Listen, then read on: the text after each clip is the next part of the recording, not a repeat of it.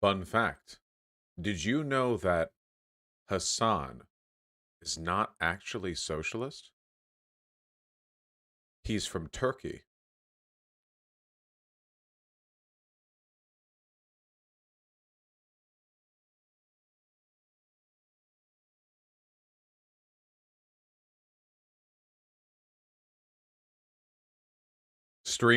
Is over. Goodbye.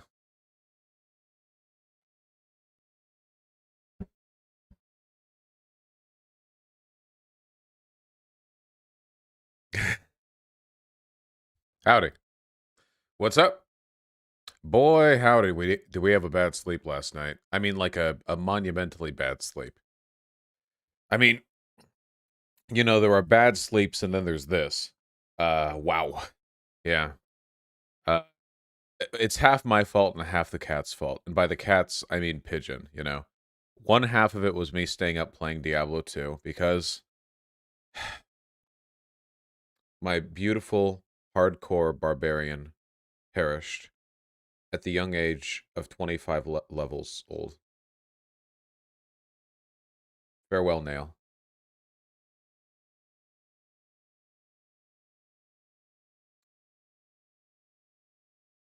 So then I made another barbarian. I started playing again. Also, when I eventually went to bed, which was at like 4:30 in the morning, then Pigeon wouldn't stop screaming. And I want to be clear, by the way, when I say that she's screaming, I don't want anyone unfamiliar with cats to like infer from that there's something wrong. Okay, there's nothing wrong. She has everything. She has food and water. She'll sit outside the bedroom, flopped, screaming for like 20 minutes, just.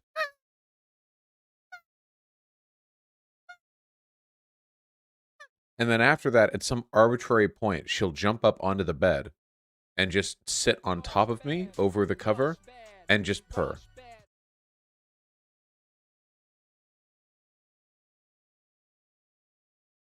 It's so fucking stupid. Stupid ass cat. At least she doesn't scream that. No, she doesn't scream when she's sitting on top of me. She just purrs. She's happy. Ugh, God. Cats just want to scream sometimes. Yeah, well, Artemy is talkative, but he doesn't scream for no reason. Pigeon will scream just for no reason. My cats come into my room and open the fucking shades. Nice. Oh, God, I'm so out of it. Woo. Also, we had a little bit of I had a little bit of an issue with regards to the subject of today's stream. You see, apparently Tim Pool put out a video where he says that Squid Game is actually critiquing communism, not capitalism, which is a remarkable sentiment. And I set that as part of my stream title. But then I realized when waking up this morning that I have literally not finished Squid Game. I'm halfway through. I don't want to spoil myself. So I'll have to save it until after I'm done. Sorry, I'm watching it with Vermin and Kanye, so like we have to coordinate our schedules and yeah. We can still talk about Squid Game though. How about we just open with that a little bit? How about we Okay, wait.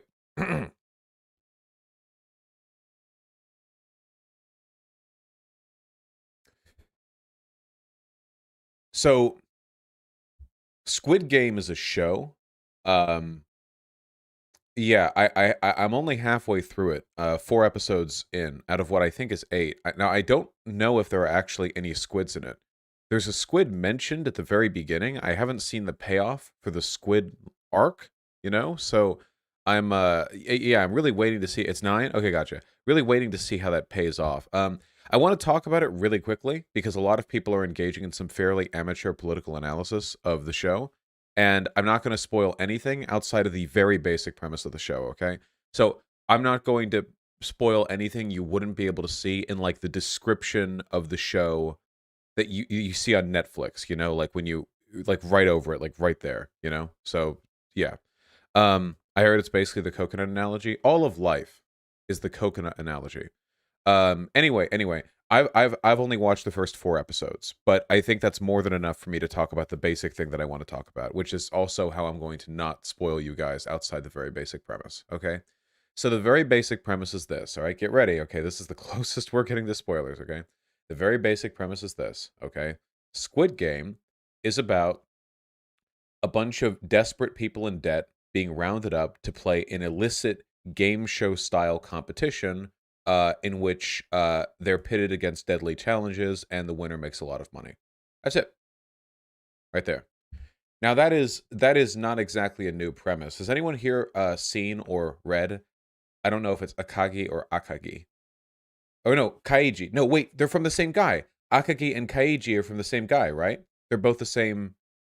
They're both from the same mangaka, right? Yeah. I'm pretty sure that Squid Game is inspired by Kaiji, and I'm gonna talk about Kaiji, by the way, because Kaiji is great. Yeah, Kaiji is an anime and a manga. It's called Kaiji Ultimate Survivor, and it's a really, really, really good anime, and it's really similar to Squid Game in the sense that it's about desperate people being, sort of rounded up so that their desperation can be used as leverage against them in a deadly competition that's meant to be, it's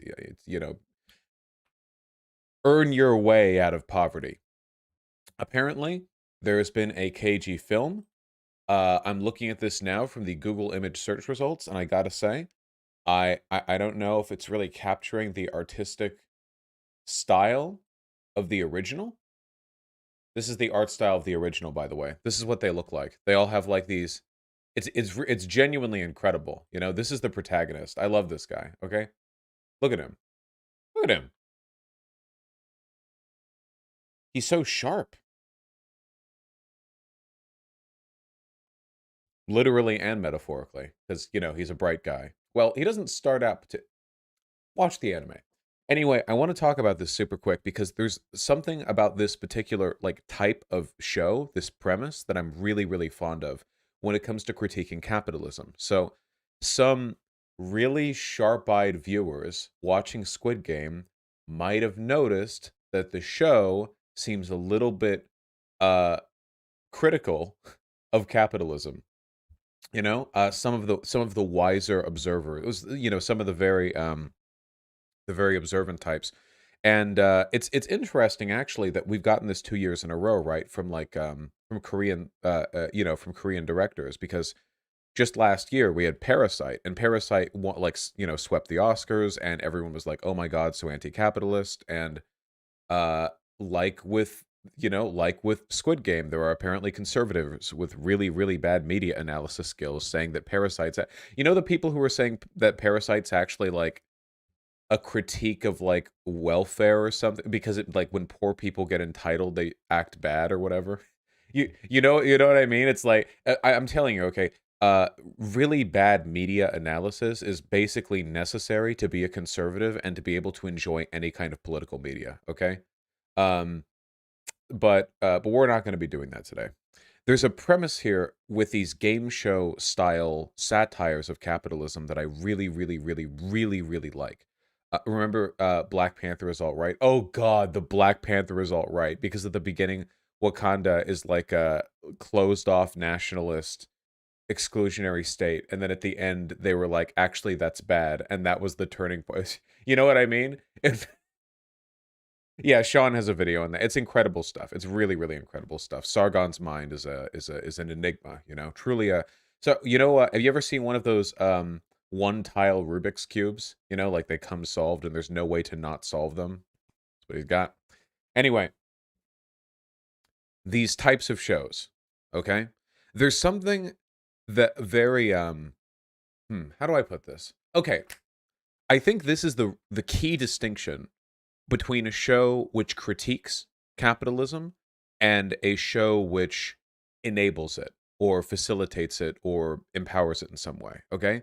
And to me, the big difference is, okay, when you're put in these situations where a very poor person faces unbelievable adversity as a product of their poverty, in an unfair system, at the end, do they overcome that system and escape it or break it? Or alternatively, do they master it and control it. I think that there's a fundamental difference in the way that liberals and socialists tend to think about these systems, because liberals or capitalists, traditionally, they think of wealthy people as success stories, where people who are in deep poverty, like people who grow up in like the ghetto or whatever, when they make it and they become very wealthy, this is like a an inspirational story, like they made it out, and they don't interpret this as a problem with the system. If anything, the fact that they overcame it is a celebration of the system. You understand?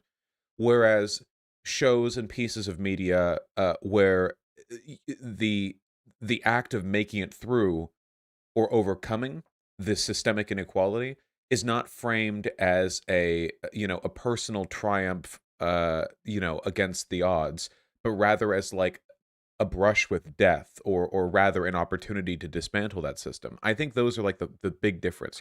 That's one of the reasons why, for as good as it is, Avatar: The Last Airbender is a fundamentally liberal show, because at the end of it, who runs the Fire Nation, right?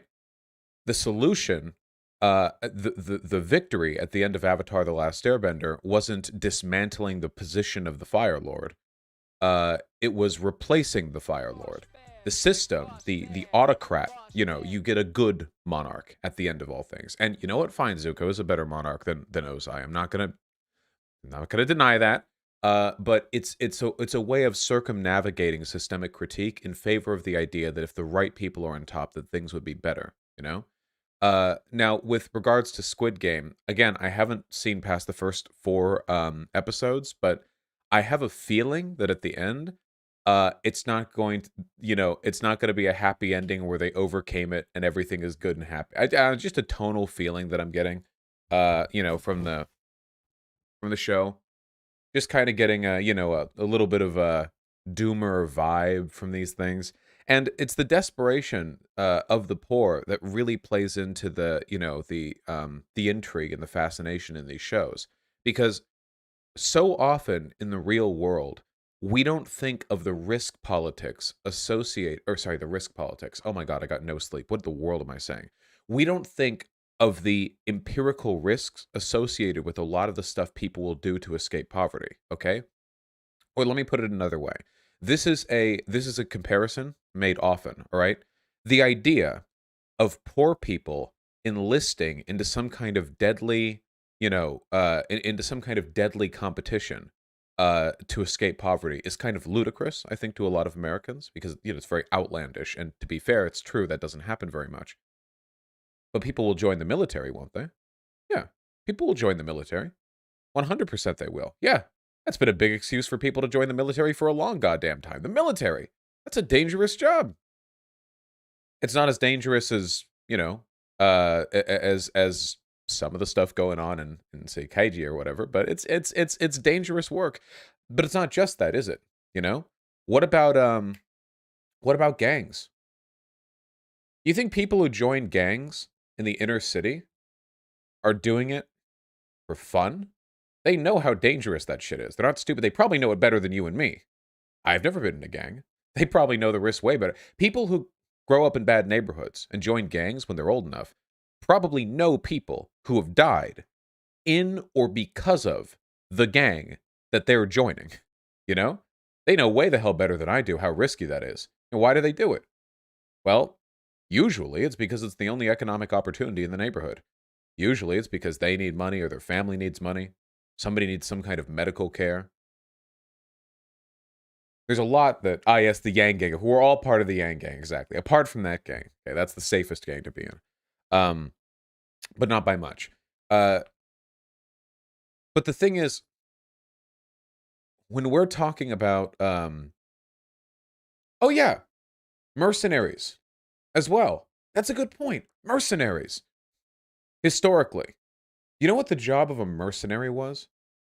Back in the day. Nowadays, mercenaries get hired from like, companies. Like, you have Blackwater and stuff, and the governments will purchase their services. And usually nowadays, mercenaries are like veterans or ex-special forces who want to continue killing people or getting paid lots of money to at least have the potential to kill people after they're done with the military. Um, But back in the day, before things got systematized in the way they are right now, mercenary bands lived through unimaginably difficult day-to-day circumstances. Can you like put yourself in their shoes for a second? Like really think about it, okay? Now, I don't think mercenaries back in like 1432 or something were like very ideologically committed to whatever lord or aristocrat they were fighting for against whichever. And in fact, I think they switched sides pretty often. I mean, whoever paid them, right? That's the job of a mercenary. But these people's lives were unfathomably dangerous. I mean, it's not just the fight, it's being away from your home. It's unstable access to food and water. It's disease. It's not being around medical care, whatever medical care they had back then. They had some. In case of injury, all that stuff. And why'd they do it? They did it to support themselves or to support their families.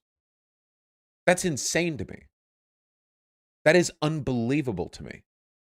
That people in positions of desperation will put themselves through what I can imagine it must have been one of the most dangerous vocations you could have possibly engaged in at the time. We see versions of this today in developing countries as well, don't we? It's not just yeah, exactly. Yeah, and I'm talking right now about the West, Riverboat Jack. But I mean, if you're talking about developing countries, do you have any fucking idea what risks these people will go to just to keep food on the table for their family, or shit, just to keep debtors away from them? It is insane. So when we really broaden our perspective and think about how fucked the world is, what people are willing to do just to keep their financial situation stable, which is a lot, premises like Squid Game, I honestly think make a lot more sense. And I honestly think one of the reasons people get so uncomfortable watching those shows is because on some fundamental level, they know that if something like that popped up in the real world, a lot of people would sign up for it, even if all the terms were known beforehand.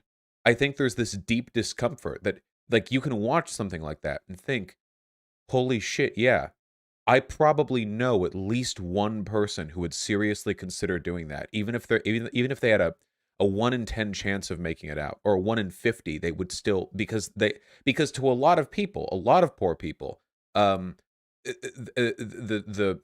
debt trap that they're in feels so inescapable that life is nothing more than a process of scrambling out of like you know, a smooth walled cave. I mean, like a pit that's 1,000 feet deep that you could never ever climb. And they would rather take the unfathomably small chance of winning than they would the near certainty of staying within there forever. And that's deeply depressing, right? I mean, we'd like to think that we live in a system which is, if not equitable, at the very least civilized. We do tend to think that, right? I think most people understand life's not fair, but there's a big difference between life being unfair and life and the systems within it being set in such a way that there's a very reasonable possibility that people would be actually acting out fucking battle royale death gambling games in an effort to make it out of those, Yeah. It's insane. People get uncomfortable when they watch stuff like that. But, you know, um stuff like that doesn't exist in the way that it's shown to the extent that we see visibly. I'm sure somewhere in the world there are wealthy people rounding up like homeless poor people for bum gladiatorial arenas. I'm certain somewhere in the world this is happening. Okay, it seems incredibly unlikely to me that this is happening nowhere. Yeah, Mr. Beast will be taking his shot at it. We know there's human trafficking and black market money. Yeah, there's so much stuff going on behind the scenes. However, in what we see in the Squid Game, we don't see a directly evident example of that in real life that we could point to and draw data from. Uh, but all Squid Game really is a combination of two existing systems that we know for a fact are not only very real but very common. One of which is the poor's predisposition to rely on luck to escape their circumstances, and two is the poor being willing to take massive risks to escape debt and poverty. Those are both extremely demonstrable, very easy to understand things that we have data on, that we've known about for centuries. People have done this. Millennia. even. And I don't know. You know, it's one of the reasons why I don't like a lot of reality television. I really don't like cash prizes in games like you know what's a show I like? Cutthroat Kitchen. I think it's a little bit cute. Um, Cutthroat Kitchen. It's like a cooking competition show it's really dumb. Basically, it's like you get everyone gets 25,000 at the beginning of the rounds, and they can use it to bid on sabotages for their opponents. So like you can pay, you start with 25,000, you can pay 10,000 to like make the other person wear big like Danish clogs and stomp around or whatever, so it hurts their ability to cook, you know. And you make it out with the money you have, right? I don't know, it's fun, it's stupid. It's very stupid, you know. I like it. But um clogs are Dutch. Okay, gotcha. Sorry. But there is something about it that really bothers me, and it's that I really can't stand those little pre-show intros where all the four chefs line up, and it's usually like the same thing, right? One of them, they all get asked why you want the money, why are you here? And one of them is like, I just want clout, baby. The other one's like, I'm here to promote my restaurant. And then the last two are like, we really need the money, man. We really need the fucking money. And then you get a coin flip on who gets it, right? Sometimes they all need the money real bad. You know, I like competition. I love competition. I love the, you know, the drama of people pitting their best against others. But I don't like the ability to get out of debt being the trophy they get for winning, you know? Yeah, competition is great, but not without a safety net. Desperation to me is not for good competition. When I see people competing, I want them to be competing for, you know, the glory or the thrill or the honor or the sheer, you know, the sheer feeling of overcoming other people. I think that's great. I think those are wonderful, wonderful human emotions. But those shows do prey on the poor, don't they? A lot. I mean, all these game shows where money is the prize, and that's what baits a lot of people. You know, a lot of people want money. I can never escape this feeling that every time a person fucks up and they fall on American Ninja Warrior or they fuck some cooking thing up in a show like that, I can't help but feel that like the first thing that makes them sad when they realize they've made that mistake isn't I could have done better. It's I'm going to have to wait another year before my kid gets like braces. I could deal with the first one. The second one does not elicit in me positive television viewing experiences. We know that if Squid Game was a real goddamn thing and somehow this was legal and licensed, that there would be people signing up for it and we would watch it. And I honest to God do not know if making things that direct and that evident would elicit any more real systemic critique of the system that we live within than the systems that are already present. I genuinely wonder that if we weren't like born with that already being normalized, people would just be like, "Yeah, dude, whatever. Like that's their choice. They signed the contract. If they want to risk their life for that, that's fine, dude." I honestly wonder if it would just be that normalized, you know. And people like, you know, lefties would be like, "That's horrible. Their debt's driving them to desperation." And then they'd be like, "Dude, whatever. We do that with a lot of stuff. You don't want you if debt if wasn't a motivator for things, then like why would people ever work or like join the military?" And then we'd be like, "We know. That's the argument. That's the point. You're correct. Why indeed?" Well, people would work and join the military without debt, but they would do it for other reasons. Anyway, I ramble on forever. I have to deprive my, or I have to deny my sleep deprived brain the desire to just ramble endlessly. All right.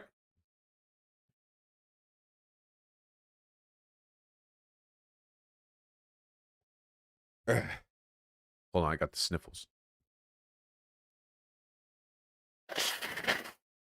Oh, I meant to mute. I'm sorry.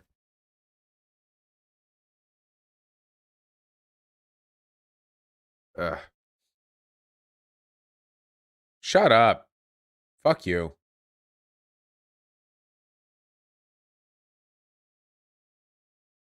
What was I saying? Do you think that shows like this have an obligation to offer an alternative? No, I don't necessarily think so. I think that political advocates should always offer alternatives to the things they criticize, but a piece of media, not necessarily, you know.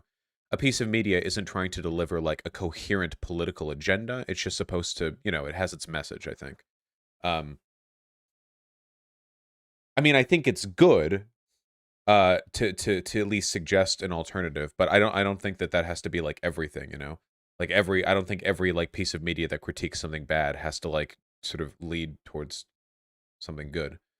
Um, in the show there, nope, Mongolian beef, that trends towards spoilers. We talked about Squid Game without ever actually without ever spoiling anything you wouldn't see on the title card under the Netflix. Anyway, here, hold on. Oh my god, I was so oh god, we're in for it today, aren't we? And by we I mean me. You guys are in for, yeah. You're right, Rave Dubin. You're right. You're right. You're right. You're right. So you know, I've ragged on the guy a lot, and I'm probably not going to stop doing that. However, I do want to say that I'm in this moment very proud of and appreciative of Dennis Prager, because he is out here proving that being a bug chaser doesn't have to be a gay thing. Conservative radio host Dennis Prager has COVID and claims he got it on purpose. Dennis Prager says he prefers to have natural immunity than vaccine immunity. And you know what? Normally I think this is a really bad idea, but in your case, Dennis Prager, you go, sir. You're right. Natural immunity is much better than vaccine immunity. You go. Absolutely. Go for it. I believe in you. All right. Thank you, Dennis Prager, for being our guinea pig. I do want to say, though, by the way, like, mathematically, he probably will survive this, and he's going to be insufferable about it. You know, like, I'm an old man, and I survived. Yeah. There's no way he's not vaccinated. It's hard to tell because, like, everyone at Fox News is vaccinated, but Dennis Prager, I feel, isn't it like radio hosts don't get vaccinated, but TV hosts do, right? Like, everyone at Fox got vaccinated and lied about it, you know? But a lot of these like right-wing radio hosts didn't get vaccinated, and they're like dropping like flies because they're crazier, you know? So I don't know. But he's kind of in between a TV and a radio host because he is a radio host, but he has like, I don't know, his shows.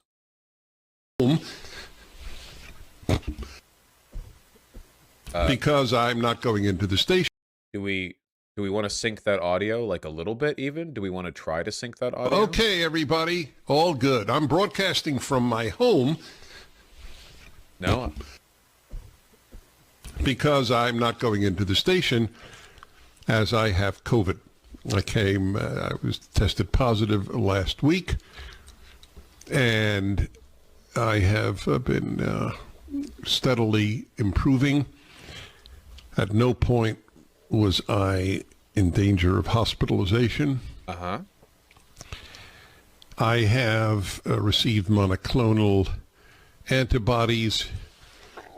That's Regeneron. I have, of course, for years, a year and a half, not years, been taking hydroxychloroquine from the beginning with zinc. Okay. I've taken Z-Pak, I want to be totally honest with you guys. I don't think you should ever believe a single fucking thing any of these guys say. Because they'll like lie about anything, right? I mean, it's like with Joe Rogan too. Like, why wouldn't they just say, like, anytime a conservative ever gets COVID, they can either go the I'm vaccinated but I got it anyway, guess the vaccine doesn't work route, or they can go the I wasn't vaccinated and I got over it, but actually I took ivermectin and instantly recovered the next day route. There's no way of actually like fact checking anything that they say, so it's impossible to actually know. He could have been vaccinated. It's impossible to know, okay? Erythromycin, as the Zelenko protocol would have it. I have taken ivermectin. Mm-hmm. I have done what a person should do if one is not going to get vaccinated. It is infinitely preferable to have natural immunity. I noticed that he's not saying he's not vaccinated. He's only saying that he's done everything one should do if they have not been vaccinated. That's kind of a telling omission, isn't it?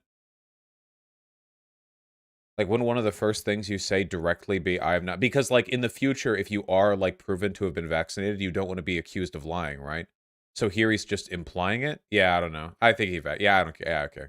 I think he's getting the vaccine and the natural immunity. That's what I'm feeling here. Anyway, I feel like to celebrate Dennis Prager being our collective guinea pig, we should probably go over some PragerU a little bit, you know?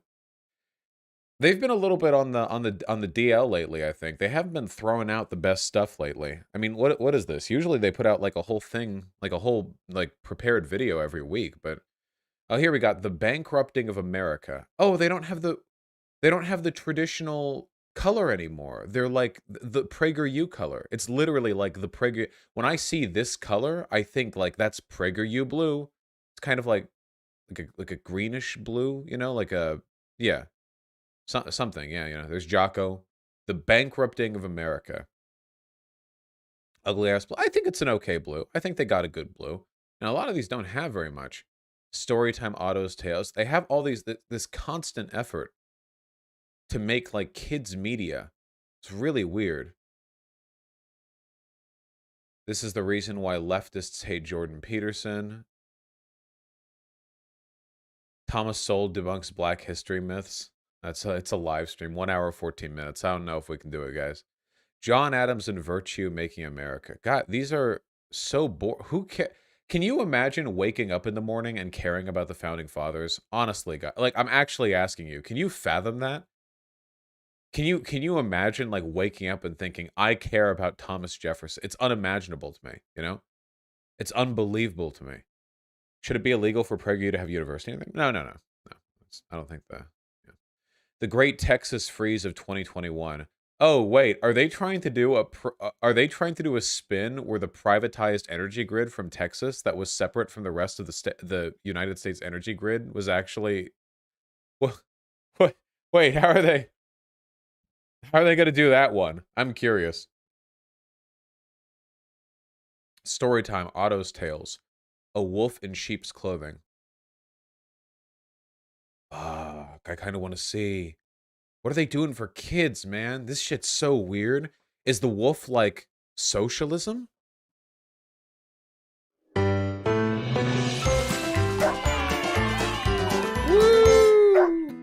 Welcome to Otto's Tales. Storytime brought to you by PrEP, PragerU resources for educators and parents. I'm Jill, and today we're reading one of Aesop's classic folk tales about a sneaky wolf, some innocent sheep, and how important it is to look closely at things happening around you. It's called A Wolf in Sheep's Clothing. Really quick question. Did they know that this woman looked psychotic? When they hired her? Is that part of the aesthetic, or I'm not trying to be mean or anything. It's just like she looks like a wolf in sheep's clothing, doesn't she? She looks like a highly politically partisan propagandist being paid to pretend to talk to children. I don't know. Okay. They paid for that costume. Wait, I just want to see. What? I just want to see, like, when does the wolf become socialism? Hold on. The sheepskin from his body and revealed his true self. A wolf in sheep's clothing, Bernie cried Sanders. the farmer. And he and his dog chased the wolf away even faster than they had before. Is that how you do that? The wolf was so startled and humiliated about his failed plan that he lost his wits and ran far, far away, never to be seen near any sheep again. How's the wolf gonna eat? Now, can you guess the moral of this story? Yes! Looks can be deceiving. A wolf who wants to do harm might dress up as a sheep to fool everyone into thinking he's friendly. This is very disconcerting. Keep looking for the truth. Siri, it's like, doesn't she look like the person who hands you the drink at Jonestown? Like, does she not look like the, you know, like, I don't know. There's something about it, man. Yeah. She's the she hosts the Kool-Aid table. There's so much stuff here that's like that's like for kids or what. Hold on. Nicki Minaj Rebel. Leo and Layla's history adventures with Frederick Douglass. Really? We're gonna take this one, huh? This is what we're going with? This is the I like this one though. Leo and Layla's history adventure with Frederick Douglass. You know, they go back to see Frederick Douglass. Oh no. Oh god, we don't have enough brain cells on for this one, lads. Oh god. And then he just clubs them to death. You know? Frederick Douglass. That's the devious lick, okay? See, I know that term now. Thank you.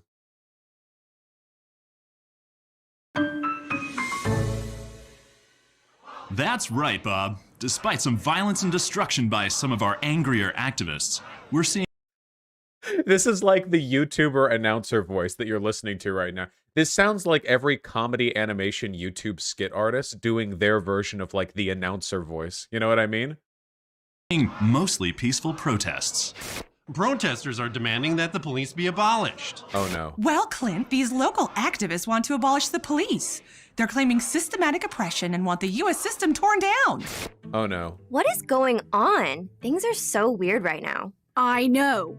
Mrs. Calder gave us an assignment today about being activists for justice. Isn't Mrs. Calder your math teacher? Wait, hold on. Is that bad? Wait. You couldn't make that sound a little bit worse? Activists for justice? That's the hard-hitting social commentary they're getting you with in this one, you know? Yeah, we learn math, but we spend a lot of time learning about the stuff they talk about in the news.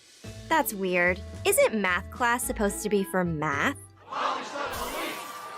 It's funny that they say that because I'm pretty sure that, like, pretty much for the entire history of the modern education system, every class, including math class, has at times of political and like national need addressed other issues, right?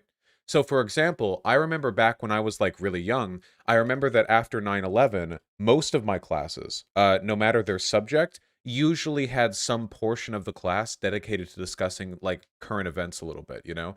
Not like we would go over news articles or anything, but usually like there would always be kind of like an update or like what's going on or that sort of thing. I remember that, yeah. It wasn't like every class all the time, but it was definitely happening because in times of great social turmoil, I know that like why would you like the job of a math teacher isn't just to teach math. They're also supervising children for 50 minutes, you know, or however long, I guess. And in those situations, sometimes there are higher priorities, like civically, than just teaching the math criteria or whatever. And that's happened before.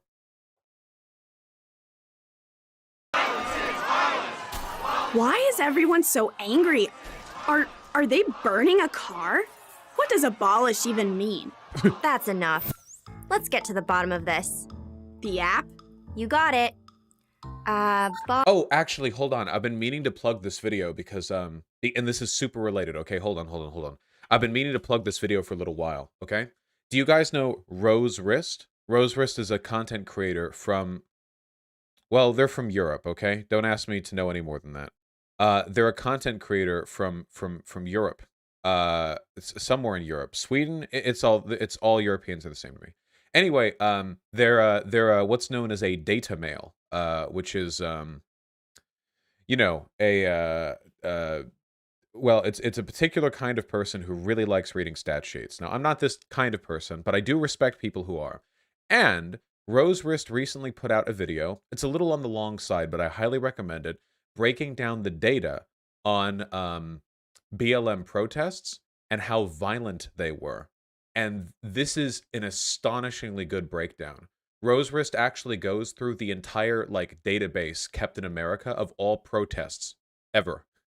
And like any gathering of more than 3 people logged by the police or like the city, and goes through all of them and like separates them based on tags and breaks everything down like based on the info available, you know? And the inevitable conclusion after looking through all of this is that the conservative narrative is highly overblown, how violent the BLM protests were. Because a lot of what so you know that like what is it, 7% statistic that people talk about? That's not actually accurate, that includes a lot of sort of blurred variables that aren't directly relevant. Didn't Rose walk back this statement later? No? It's not a statement. It's like a big data breakdown. But additionally, when we talk about the violence done at BLM protests, what people cite are instances of mob violence, okay? But look, based on the information available, of the 681 violent demonstrations that he could find over more than 10,000 protests actually seen in the data, only 3 of them were listed as mob violence. Like, look at that. So a ton of what is labeled as violent demonstration is more there was violence at the demonstration, which could be anything from mob violence to at a protest with thousands and thousands of people, some people threw rocks, you know? And yeah, a lot of police action is lumped in with general violence, and sometimes it's hard to tell who actually started that violence. Strongly recommend you take a look at this when you can, okay? How do you get access to the info? Where do you go to look into all of it? Just watch the video. It's all good. It's like all kept... Listen, he's a data mail, okay? Don't worry. Leftist cite their sources. Leftist data mails cite their sources. I'm just saying, if you want to look into it, it's good stuff, okay? That's all I'm saying. He's cool. What does he say about Chaz? I forget, but I don't know. Abolitionist? Let's check this out. You link it? Google the goddamn YouTube title. Tempest, I don't know. Put it in the description. Thank you. Hi, are you an abolitionist? Hi. I am. My name is Frederick Douglass. Welcome to 1852. Thanks. I recognize you from a picture in my U.S. history textbook. You have really cool hair.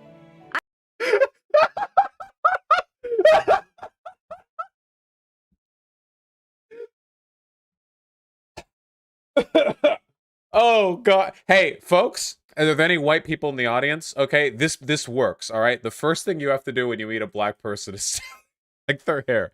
That works, okay? That is a tried and true method right there. Oh, God. They really let a white dude do his voice. We don't know it's a white dude, but I'm going to say there's a solid 90% chance that's a white dude, yeah. I'm Layla. That's my brother, Leo. We're trying to learn about activism and abolishing things. Can you help us?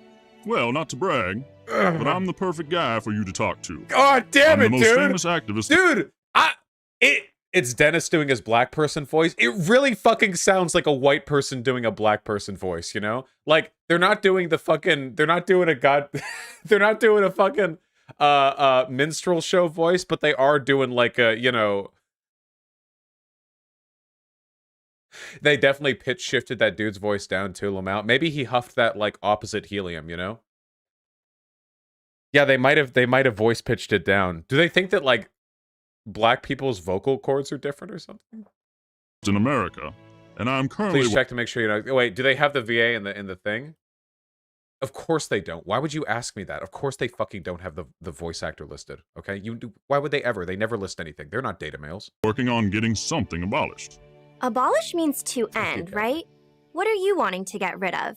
I want slavery to end. At this time that you have come to visit, I can't believe half this. of the United States, it is okay for some people to own other people, make them work for many hours for no pay, and force them to do anything, anytime. Okay. That's so unfair and horrible. You're right. The sad fact is slavery has existed everywhere in the world for thousands of years. But it's especially disappointing here because America was founded on the idea of freedom. Yet so many black people are not free. Are you a slave, Mr.? Wait, hold on. Why are they making that criticism here?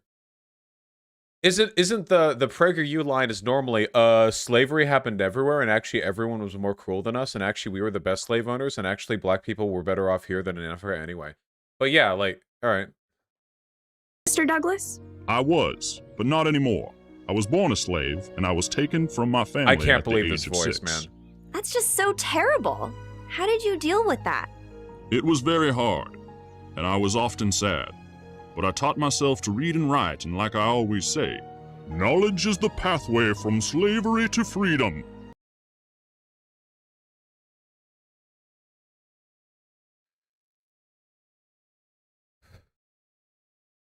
Guys, I just want you guys to know. The only thing that is keeping me from going full Joker mode over this voice is the incredibly, unfathomably low probability that it actually is a black guy, okay? The only thing that is keeping me from just losing my shit over this is the fact that I can't prove that it's not a black guy. As unimaginably. Also, I think the best path out of slavery is abolishing slavery. Come on, Vosh, you know it's not. I know that it's not. I just can't prove that it's not. As a boy, I was regularly beaten. But when I was 21, I had had enough and escaped to the north, where slavery is against the law, and have never looked back. Today, I'm a... Wouldn't that mean that actually the best path out of slavery is running really fast? I know what he meant with the education is the path out of slavery thing. I'm not denying that. I was just saying that, like, I feel like when it comes to they're getting away from the slave owners. It's a good way to do it too. I don't know. Free American, fighting for all to be He won free. the Squid Game. True. How can there be slavery in America when the founding fathers said that all men are created equal? Yeah, and I've heard that some of those founding fathers owned slaves. Love this lip syncing, by the way. It was higher quality in the earlier episodes. I guess they're like not putting as much money into the project anymore. What about that? Children, our founding fathers knew that slavery was evil and wrong. Really? And they knew that it would do terrible harm to the nation. Really? They wanted it to end, but their first priority was getting all 13 colonies to unite as one country. The southern colonies were dependent on slave labor, and they wouldn't have joined a union that had banned it. Are you okay with that? I'm certainly not okay with slavery, but the founding fathers made a compromise to achieve something great. Okay, hold on. I'm not exactly a Frederick Douglass stan, but did he actually say, dude, like, slavery's bad and all, but, like, there was no other way? There's no way, right? There's no fucking way he held that opinion. There's no possible fucking way. Like, I don't know. He said some stuff that I guess I consider Libby in retrospect, but, like, there's no fucking imaginable way he would have ever said anything like that, right? Sure he did. Check the description for a source.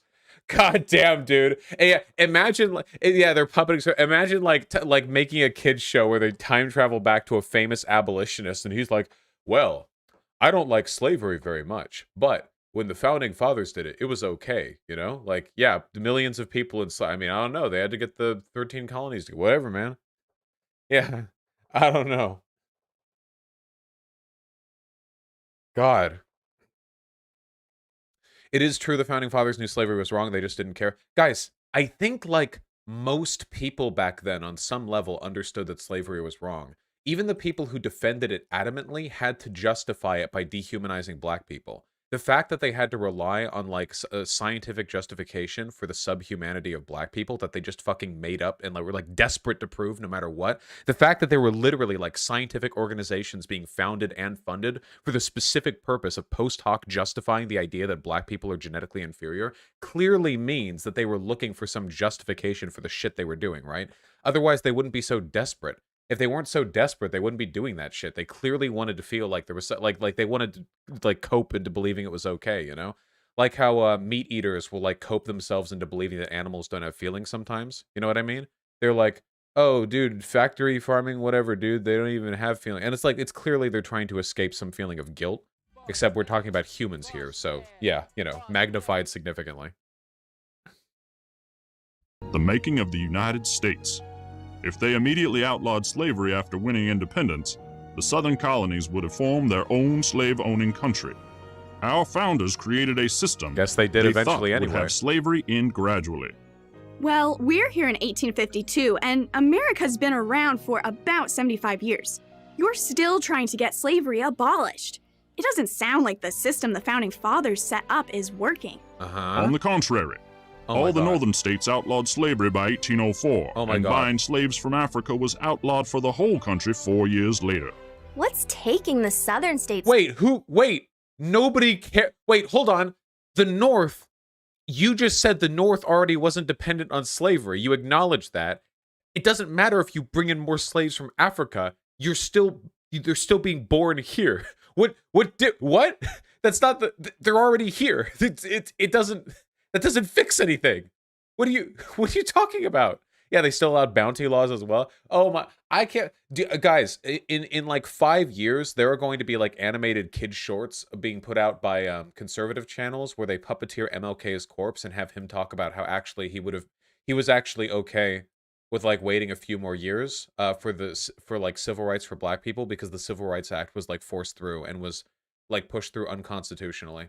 I can't. I want to see a white guy voice shifted down to play MLK for him to say that the Little Rock Nine were being forced in too quickly and that white America had to be given time to integrate. Okay, I bring it in. Okay, bring it to me. Give me that content. Okay.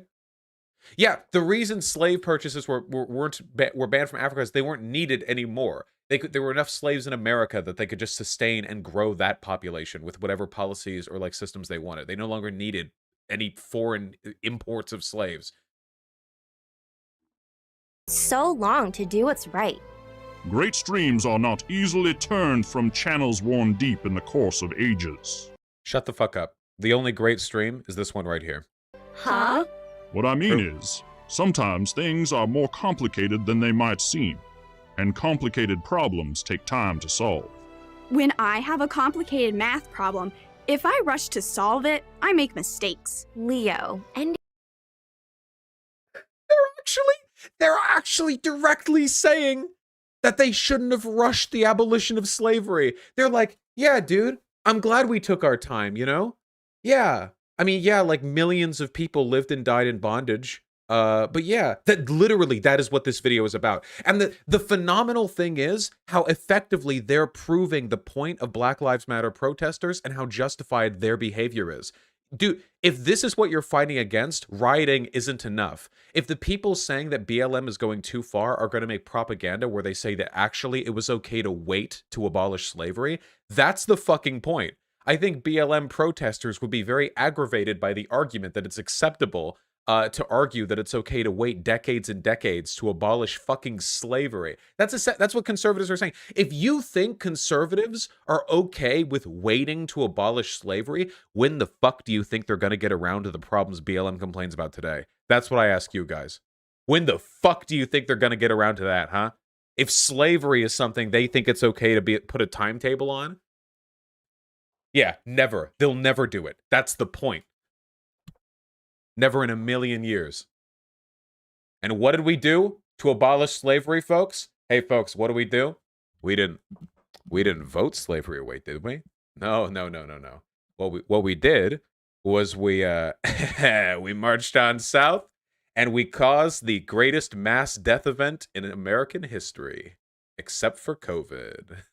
We marched on down there and we had a little Joker moment. And we did a little trolling, and we left a nice burning pathway from the north down to the south, you know? We just had a little, yeah, down to the south in the land of traitors, rattlesnakes, and alligators. Yeah, exactly. We dabbed on them a little bit, you know, had a little bit of, a bonfire, and it's okay. You know, it was fun. We had a good time. Yeah, we'll burn Atlanta again. Don't think we won't. Actually, Atlanta's like the Blue Haven now. We won't do it again, okay? Burn everything but Atlanta. Shut the fuck up. ending slavery is such a bigger deal than your math problems. It certainly is, Layla. Along with independence and democracy, it's probably America's biggest deal. There was no real movement anywhere in the world to abolish slavery before the American founding. We went over this and we debunked this the last time we talked about slavery. There were literally millennia old. First, yeah, the Haitian Revolution was before this point in time, but there were like millennia and century old. England abolished slavery before the United States. This is just a bald-faced lie, just completely factually, objectively wrong in every imaginable way. There's no way to justify this at all.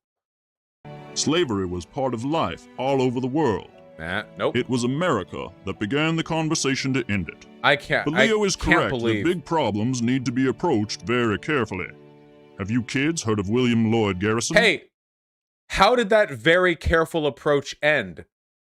Hasn't history taught us that we can delay as much as we want, but at the end of the day, if slave-owning states want to own slaves, the only way to wrest that right from them is by burning them to the ground? Wasn't that the lesson we learned that appeasement and like biding our time didn't work in getting the South away from slavery, and what we actually needed to do was fucking kill them. That worked.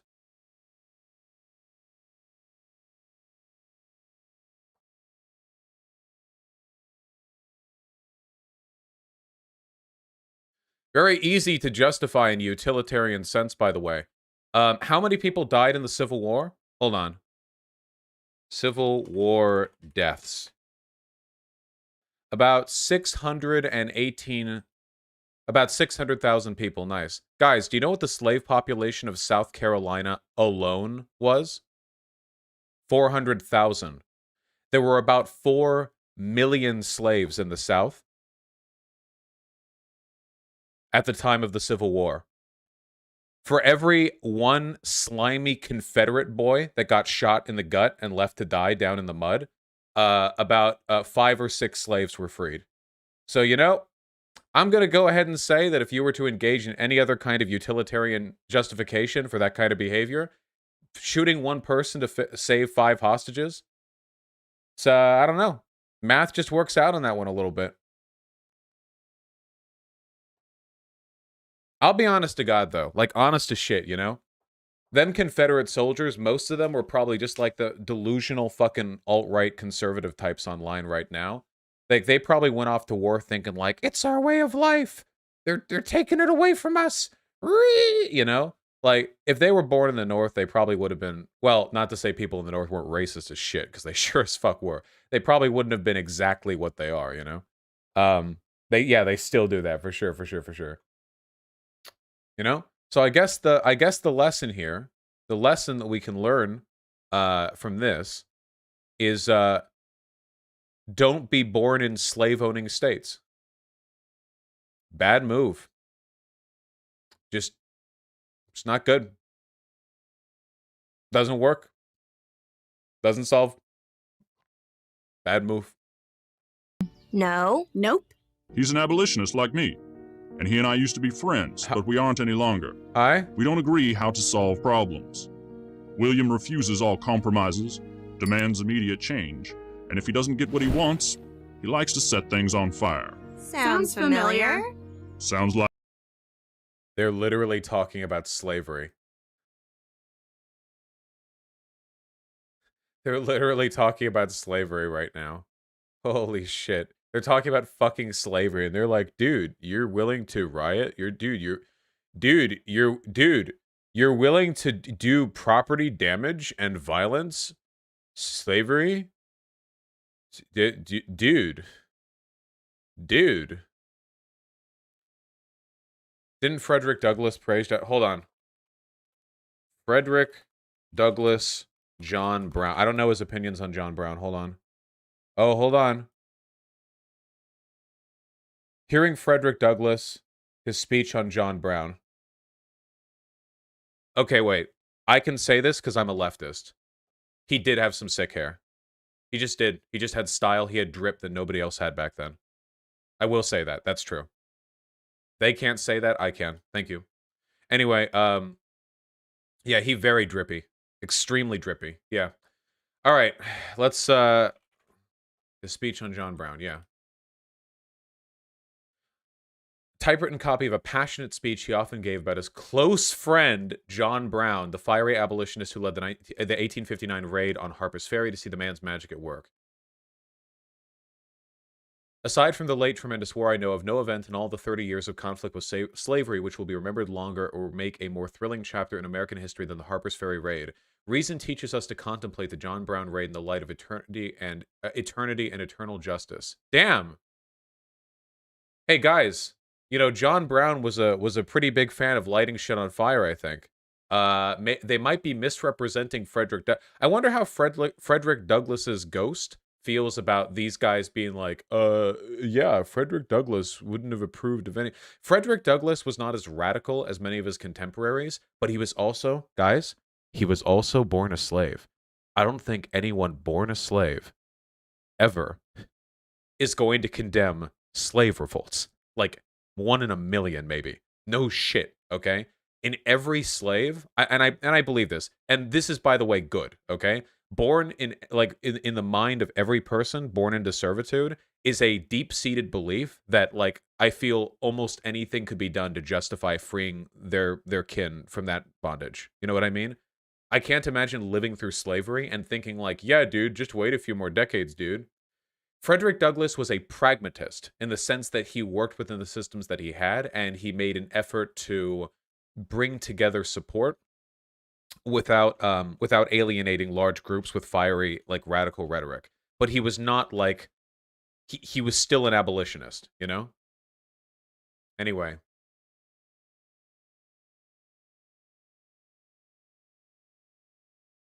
Yeah, just just debate your slave owners. The raid carried a higher moral purpose. He knows this, he says, drawing them in with personal detail because he knew Brown for more than a decade. This pair spent weeks in each other's company. Douglass declined to join the raid, seeing the raid as a steel trap of failure. He was a close confidant of Brown. He tells the crowd that prosecutors have sought to arrest him as an accomplice after the raid. Oh, shit, I didn't know that. So it seems like, yeah, Frederick Douglass's, like, issue here wasn't the morality of what John Brown was doing, but rather that he felt John Brown would be unsuccessful. Which, I mean, technically in the end he was, but, you know, so are a lot of, like, acts of violence against tyranny. It's sort of a, kind of a, you know, get the ball rolling a little bit. Anyway, PragerU misrepresenting historical black figures in an effort to justify racism, nothing new. Like, you know the type. Yeah, we've got that type in our time. So, you're trying to work for change inside of the American system. Precisely, Layla. Our system is wonderful, and the Constitution is a glorious liberty document. We just need to convince enough Americans to be true to it. And people like Garrison don't just want slavery abolished, but the whole American system? You are correct. What is the whole American system? What the fuck does that mean? What I've never heard a leftist say we need to, even like the dumbass Twitter left. What do you mean abolish the whole American? What does that mean? His approach is called radical. That means a complete fundamental change of everything. Like abolishing slavery, you mean? That seems silly. There are so many amazing things about America. Well, your way is definitely better. It's the right way to get change. Hey, how'd slavery end? So. But how are you so sure? Spoiler alert, in our time, you're considered an American hero, and that other guy isn't really known. And double spoiler alert, also in our time, all Wait, what guy? Wait, are they talking about John Brown, W.E.B. Du Bois? Wait, who are they? John Brown? Wait, which one? They're talking about John Brown? I think John Brown is fucking... Oh, William Garrison. Okay. Gotcha. Okay, wait. Yeah, okay. Just making sure. Okay, hold on. Yeah, I learned more about John Brown than William Lloyd Garrison, that's for sure. But, yeah, I don't know. Americans are equally protected under the law and have equal voting rights regardless of race. Does America have the same constitution in your time as the one here in 1852? No, we amended it. We sure do. No, we... Same one, but with some change... Oh my god. Oh my god. Oh my god. Frederick Douglass was born in like the 19th century. I know he's black, PragerU. But I don't think... Did they fist bump Reagan? Did they fist bump Reagan? Hold on, I need to remember. I don't remember.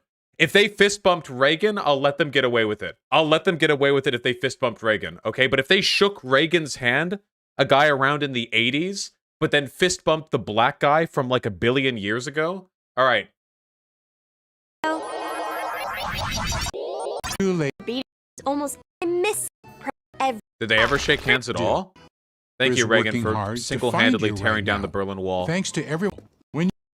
My sister Layla has a job after school, but I like to play after school. Well, Leo, shut the fuck up. When you grow up, getting a job and working hard is part. It looks like they never did the handshake. I don't know, guys. I don't know, guys. I'm feeling this a little bit sussy. I don't know, man. Changes called amendments. I knew the U.S. Constitution would survive and allow... Wait. Called amendment. 52? We sure do. Same one, but with some changes called amendments. I think he knows what amendments are.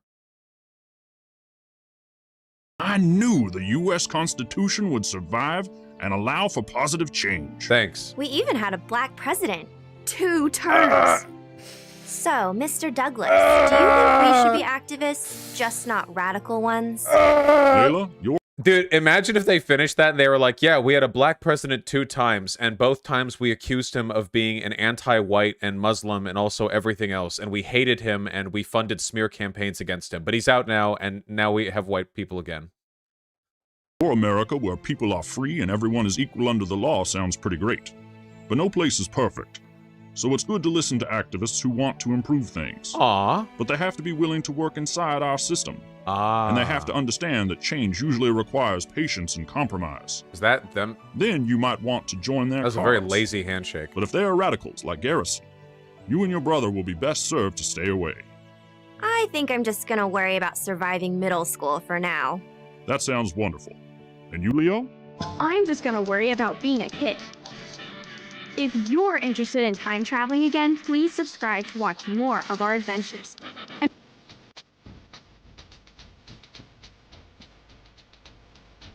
How'd we end? Slavery, boys? How'd we take away slavery? Did we debate them? Did we reform it?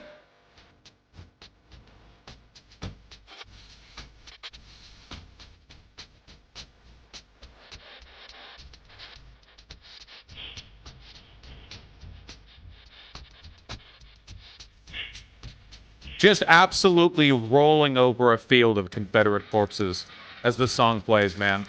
Just drinking down in seditionist tears. Chug it down.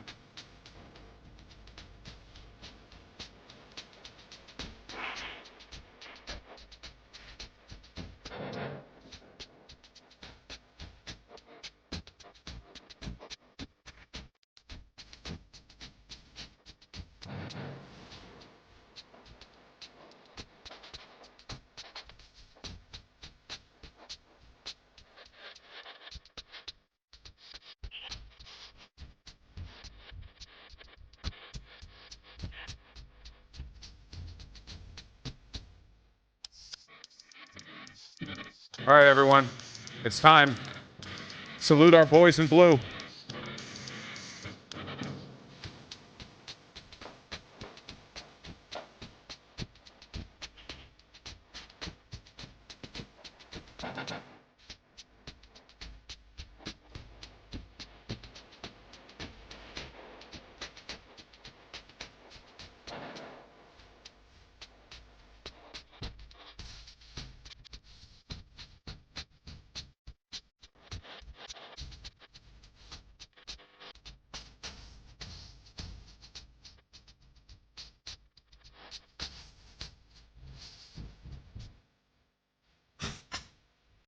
And then you strike a match at the end of that.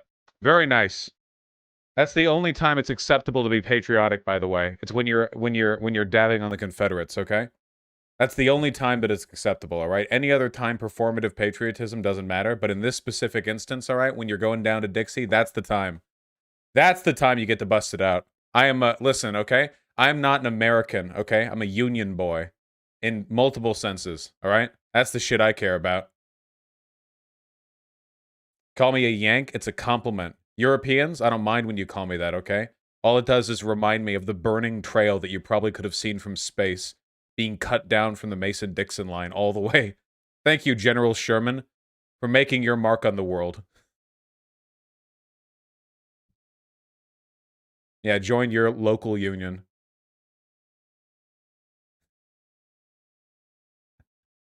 You know, this is kind of tangential to the segment, but it is true that we didn't go far enough. There are a bunch of books on this that I should probably get around to actually reading because I've only ever really seen other people talk about them, but Reconstruction failed. There was a whole bunch of fucked up political shit going on in the South that, like, enabled the perpetuation of slavery for that long, and after we fucked them up and killed their soldiers, You know what happened? Like nothing. We were supposed to be doing Reconstruction, but it didn't actually happen. It ended early. In reality, we should have done to the South what happened to Nazi Germany. I mean, it should have been like leaders from the gallows. There should have been a line of every Confederate leader stretching out kilometers, being led up to the hangman's noose. And then after we were done with that, a Union leader is appointed to all those states. Sorry, motherfuckers. If you want democracy, you don't fight the Union. Should have surrendered. Bye-bye. You get that for a decade or two, see if we can't fix none of your civic issues, and then after that, maybe we let you vote in your leaders again. Unironically. I'm not joking, by the way. We're not talking about a different political group. They seceded, and then they invaded us. True. I know the German denazification wasn't perfect. Othvosh? Nope, this is anti-authoritarianism, motherfucker. Just as far as it say that it's anti-authoritarian to oust Nazis from government. There's nothing less authoritarian than freeing the American South from the tyrannical yoke of their oppressive leaders. All right, this is the one form of American imperialism that everyone in the left can get behind. Okay, hey, listen, all right, invading Panama, Latin America, the Caribbean, all that shit, whatever. No. Invading the secessionist United States South and occupying them and appointing our own leaders for decades. Now that's what I'm talking about, baby. Whew. Love it. Love that shit. Bring it through. We would have had a good America, I bet. We sure as shit wouldn't have QAnon today, I'll tell you that much. QAnon, this whole line, I mean, it all stems directly from our failure to engage in proper Reconstruction, you know? And now, the South is all over the United States. You'll find Confederate flags in rural areas of any state. Why is that? You can see it in Montana. It's not like they're descendants from Confederates. It's because the Confederate mindset, like a virus, has spread into the rural areas, the less progressive areas. Montana is about as far away from the South as you can fucking get. But that's the modern South, or the modern Confederacy, I should say. We could have prevented all that, at least mitigated it, but I live in upstate New York and I've seen Confederate flags, yeah, all over the damn place.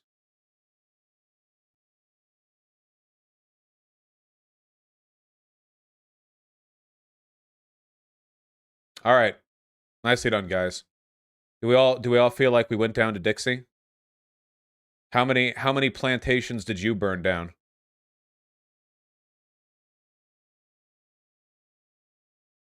All of them. Very good.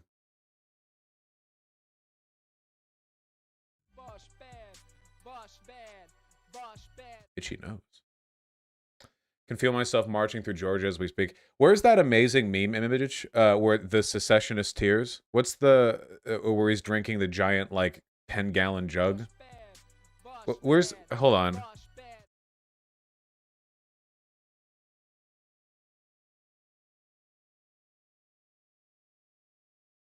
I love that meme. Yeah, oh here it is. Yeah. I feel like this is the only thing that we should have in our history classes, you know? For the Civil War. I feel like this is, yeah, Rebel Tears, sorry. I feel like this is the only thing we actually need in our history classes. We just need to show this. Just have like hand them a textbook and it's just this photo over and over again. And that's all you need.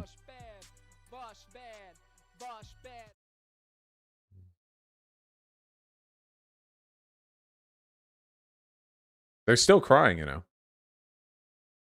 This may surprise you non-Americans, but believe it or not, there is still a significant portion of my countrymen who unironically actually sympathize with the Confederacy, even now, 150 years later.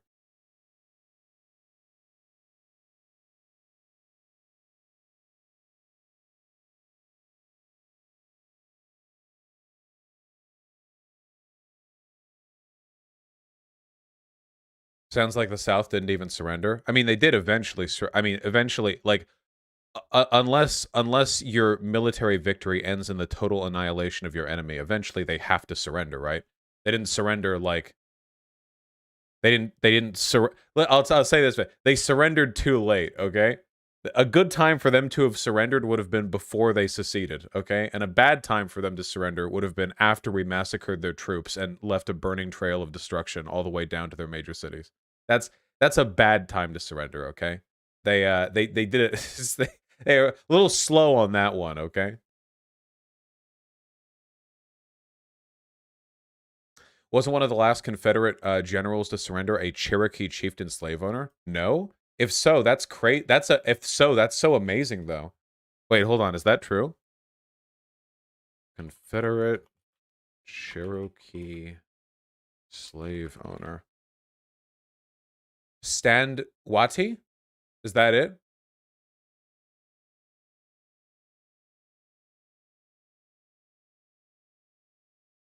It was? Damn, that's wild. Well, good thing that we're ubiquitous in our hatred of the Confederates, right? I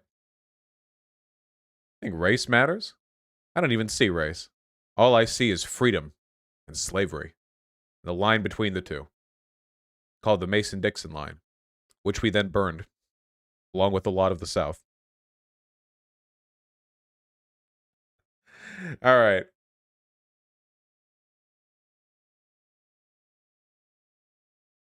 Okay, we're being goofy goobers right now. We're goobing a little bit. We're being a little goofy. We're being a little goober. Native Americans pretty racist against black people back then. Yeah, it's guys. Nothing about this is essentialist. Okay, Native Americans are probably incentivized, like politically, to be racist against black people because it's one of the easiest ways for them to earn their relative like whiteness. Right? We see that shit today, like all over the place. You know. One of the easiest ways to get accepted into relative white supremacy is to like cast hatred against black people, you know?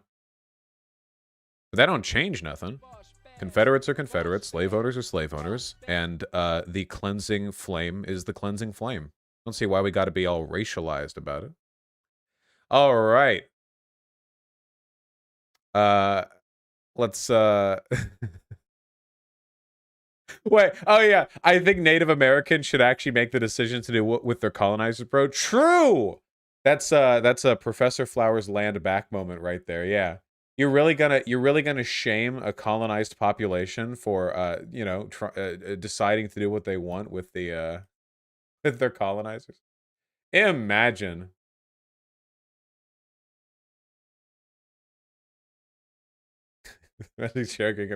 Oh fuck! If I'd known about, I would have asked her. I gotta wonder actually. I just want to know what answer she would give. Right? You know. I don't even know. All right. Okay. Remember that time Candace Owens' brother was like, "Don't make slavery a race thing." Yeah. At least when I do it, I'm being ironic. True, Galley. Very true. Okay. So my brain is literally spaghetti. We're talking to Adam oh wait, Adam something is here right now. Wait, Adam something, hold on real quick. Chat, I have it all timed out. Okay, we need a good meme. Actually, we can talk to Adam something first, right? Yeah, we should talk. I don't want to keep Adam something waiting. Yeah, Adam something, are you there? Type, say hello. Hello.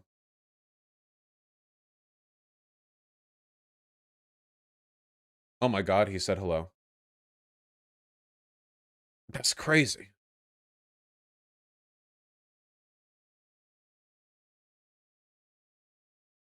Hello. Howdy. Howdy, howdy. Oh, we can hear each other. Nice. I muted the stream. That's a good start to the process. What are you doing? Doing okay. However, your mic sounds a little bit warbly. Through Discord. Uh-oh. Might have a few issues here. Your microphone sounds a little bit warbly. Like you're in a bathroom talking to me over the phone. Really? Yeah, just a smidge. Chat, you're back. Yeah, okay. Chat, it's not just me, yeah. Yeah, okay. I don't know why. Like I tested it before the live stream. It's a Yeti Blue, so it should be. No, I don't think it's your microphone. It's probably the connection. The issues that I'm hearing have more to do with internet connections.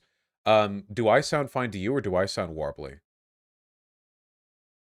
Well, you don't sound like anything on Discord. On YouTube, you sound fine. So, but on Discord, I don't have any sound coming in from you. You can't hear me in Discord?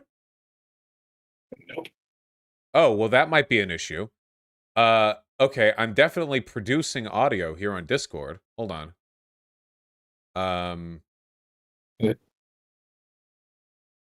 Yeah, and I can see that like the Discord actually lights up with your voice, but let me just look through my volume mixer. Yeah, see if you have Discord this muted or technical stream. No, you have my the output. Discord should be fine. All right, let me call you. How about that? I believe in you. Most effective leftist conversation. Most coherent. We got Adam Nothing instead. DeFeels. Hello. Uh-oh. So, try talking to Discord now. Oh, yeah. I certainly am. Hello, hello? Oh, wait. Okay, wait. I think I got it. You sound different now. Good. Oh, fuck. Okay, right. Oh, you yeah. had your wrong microphone and stereo set on Discord, didn't you? Yeah. Right, exactly. Well, I don't do this often too. Yeah, I was on my webcam mic. Fuck that shit. Okay, yeah, that explains it. There we go. That's the crisp, Blue good. Yeti sound. And you can hear me just fine? Yep. Nice. Perfect. Well, what's up? All right. So I wanted to talk to you about the whole Linker thing and Germany, because that's really like the conversation with 3 Arrows was nice, although I sort of noticed some bits of information that's severely lacking from that conversation, which rubbed me the wrong way, because I've been following sort of Central and Eastern European politics for a while, and certain things were not mentioned in that conversation which should have been mentioned. So that's what I'd like to talk about now.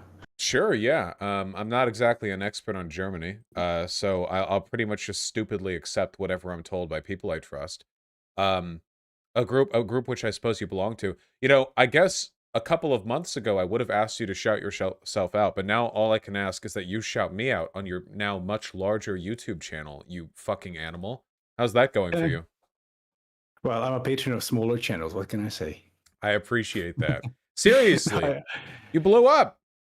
Yeah, it's pretty fucking insane. I know, right? Yeah, I'd watched some of your videos before, but I hadn't actually got around to watching them, and I binged watched like all of your videos about a week ago, I think, while playing Diablo. Very well, by the way. Very good Diablo, high quality playing. And cool. It's not surprising to me that you blew up. You put together like pretty good scripts and edit them together in a really, really short length of time. How do you have an editor, or do you put all this stuff together yourself? No, I just do it myself, basically. Like I'm an expert at cutting corners, which works actually really well if you're a YouTuber. And so what I do is basically the backbone, the skeleton of the video is actually a glorified PowerPoint presentation on which I keep building. And so basically I can, from start to finish, I can produce a video from like between like 8 a.m. and like 6 p.m. That's like from some script to first character on a script to uploading. You're putting out a video essay like every week to week and a half, which is insane, you know? I think that a lot of people on the left, like, you know, when we think of like video essays, we think of like Contra, like, yes, Queen, once every 6 months, yes, please. But yeah, like Sean Rage Bomber guy, yeah. It's cool going faster than that, I think. Yeah, because I mean, I just like doing it, so I'm doing it at this rate because I just have lots of topics in my head. So the next one is coming soon, by the way, the Anarcho-Capitalism in Practice Part 2, Theocracy Edition, featuring not Stéphane Monnier, but Stéphane Montreux. Yeah, wait, is that okay? Gotcha. You know, I had a phenomenal conversation with him a while ago. I don't know if you ever saw it, but he seemed to believe that innovative people have a kind of magic that nobody else has, and that the Industrial Revolution started when it did and not earlier because people suddenly wanted to, because of their morals, as opposed to the past several thousand years where their morals just made them not invent the steam engine. Yeah, I saw that fucking debate. Yeah, it was That's a good something one. to I had behold. a good time with that one. It's fucking Yeah, wild. Jesus fucking Christ. Yeah, I mean he's like starting to get dementia or something. I don't know, like in his egg head.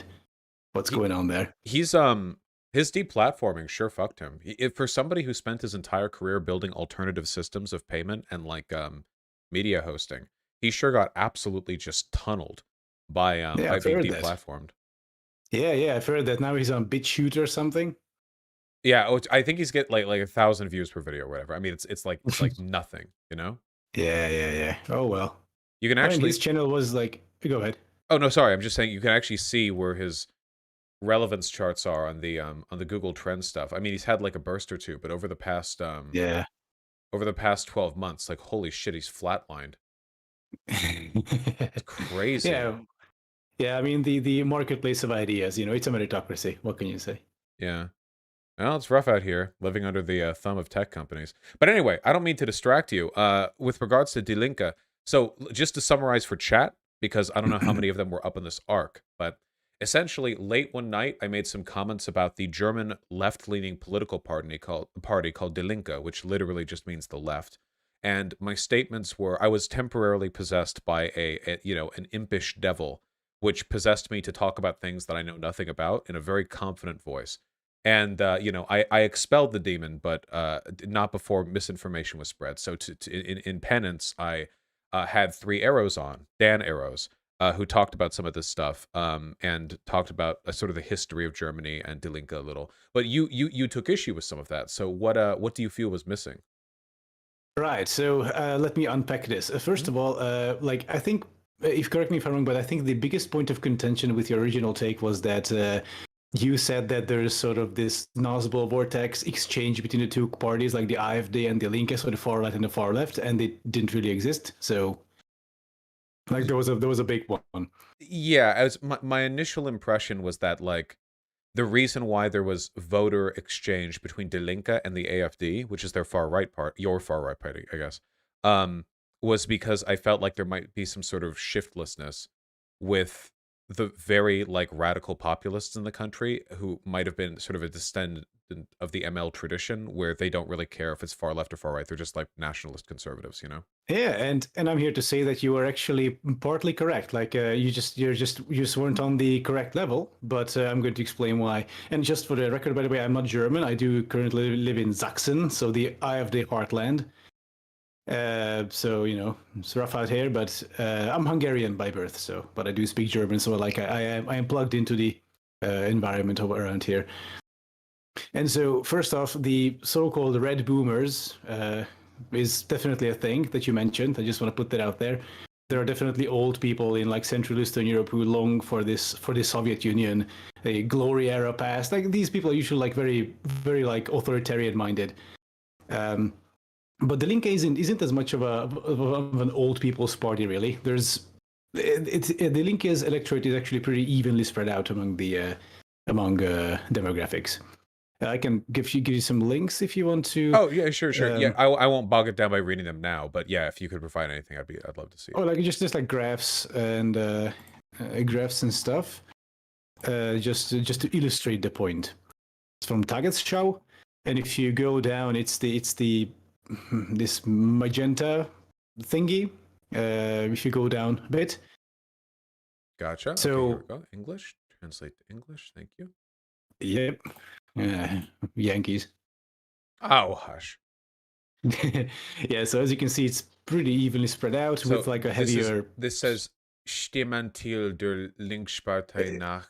Stimmanteile der Linkspartei nach Altersgruppen, so then I have the right one. Okay, gotcha. Right. That's it. So as you can see, it's like an even spread kind of. So so we cannot make the point that it's like a boomer party because it really isn't. The boomer parties are the SPD, the Social Democrats, and the CDU-CSU, who are the traditional right-wing conservatives. Right. And so my problem actually with so just to circle back to the original point. So my problem with the Three Arrows video really was that I felt like Die Linke was given a pass really, and was treated as this little protest party, which is, you know, leftist, they're silly and awkward, they're a bit incompetent, but their heart is in the right place and they're trying, etc. And then, Three Arrows didn't really elaborate and then just moved on to the AFD. So as far as I remember, most of the video was discussing the AFD and like non-linker stuff. And I'd like to make the point here that linker is literal cancer, just like the AFD, and is potentially incredibly harmful to leftism in general because they aren't fucking leftists. Yeah. This, you can quote me on that. Linka is not fucking leftist, or at least they have this aesthetic of leftism, but and they are super progressive in certain aspects. But then there's this whole other half of the party, which I'm going to about which I'm going to talk. I feel like I'm gonna potentially get in trouble for this, because I'm just an idiot passenger. You see, you're in the driver's seat. It's just I guess it's my car because it's the stream. But yeah. Anyway, I just want to say to any chatters that if in case he says anything super fucking contentious, it's not my fault. Okay, but I'm willing to listen. Hit me up. The views of Adam something don't necessarily represent the views of Bosch. So maybe I don't know. Maybe we'll see. Yeah. So just treat this as my input. So of course, different people have different perspectives. So I don't want this to sound like leftist infighting, as in like I'm standing up here and like the Link aren't the real leftists. I'm the real leftist. No. There's leftist infighting where we're like woke scolding each other or like circular firing squad, but I believe in this case this is not valid because so you were right about the Nazbol vortex, as I said. It's just that it happens on a systemic sort of ideological party level and not on an AfD Linke voter transfer level, and this Nazbol vortex, or like this connection between the two, manifests itself in anti-liberalism and being just generally anti-West, and so gotcha. This is why I worry a bit about Three Arrows, because like I like his stuff. Like I don't know much about him. Like I glanced up on his content. I don't. But for example, in the video he talked about policies around NATO and basically NATO, and without ever mentioning the currently ongoing war in Donbass, fueled entirely by Russia. It's a bit sus. It's an active warfare on European soil, which is currently ongoing, waged by an autocracy against a democratically elected European state. And so NATO is kind of a big deal here because, I mean, without NATO, all right. So it was me. It was a bit sus. Sorry, go ahead. From an American perspective, as I understand it, support for NATO is really common in the EU because many European citizens are under the impression that by keeping NATO up, which America largely foots the bill for, we subsidize their military defense, and therefore they can spend more of their GDP on social programs rather than on like a strong defense. Whereas otherwise, like NATO essentially like is a blanket protection they feel from like a lot of Eastern aggression, and it frees up their budgets. That's, as I understand it, like a lot of Europeans feel that way, even like fairly left-leaning Europeans. Well, I don't know if most Europeans have this sort of clarity about it, of like, oh yeah, NATO is a good thing because America foots the bill and it frees up our budget. I think it's more of a safety thing and like responding to global challenges. And here I'd like to make a note that I am in favor of a unified European military. Like if you watch my European federalization video, then I absolutely think that the European armies should be sort of consolidated into one big, commonly commanded structure. As long as Turkey's not allowed in, okay? I'm mad at them. Right yeah. Or unless, or at least until Erdogan is around. Who knows? Just checking. Anyway, sorry. Go on. Yeah, no worries. So, not mentioning the currently ongoing Russian aggressions in Europe, without when talking about NATO. It's kind of like someone holding a lecture about the founding of America without ever mentioning or alluding to even slavery. At some point you just go, wait, hold on, wait a second, aren't you forgetting something? Wait a second, PragerU, hi, is that kind of energy? With regards to Die Linke's positions on NATO? Well, hold on, let me elaborate. Allow me to read this very brief quote. This is from the opening years of World War II from British so-called pro-appeasement politicians. You know, they tried to, in the beginning, some people had the idea that, okay, if we just appease Hitler, if we just give him what he wants, he'll eventually stop and there's going to be peace on the continent. You know, they were the centrists of the time, basically, or something similar. And so this quote goes as follows. This is what, mind you, this is after the start of World War II and everything that happened before. So, we need immediate proposals for improving English-German relations. In the League of Nations, the United Kingdom must reject the extension of the sanctions against Germany. A new conference on security and cooperation in Europe must take into account the changed conditions in Europe, involve the USA and Canada, and be prepared on the basis of the League of Nations. We oppose ideas of a quote-unquote regime change in Germany and are against all unproven accusations and propaganda actions intended to fuel hostility between Germany and the rest of Europe. This, of course, does not speak to how we feel about German politics. We take a critical view of the policies of German Chancellor Adolf Hitler, particularly with regard to the domestic situation, but also with regard to Germany's role in international conflicts such as Poland or Czechoslovakia. We do not endorse unilateral partisanship and condemnations, but of course Germany, like the rest of Europe, also follows its own economic and geostrategic interests in its international politics. Crazy, huh?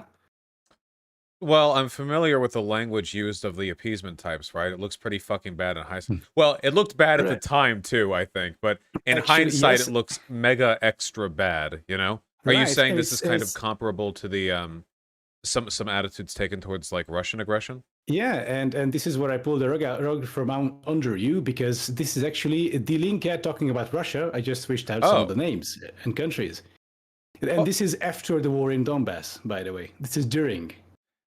Wait. Huh? Okay, wait. What is the war in Donbass?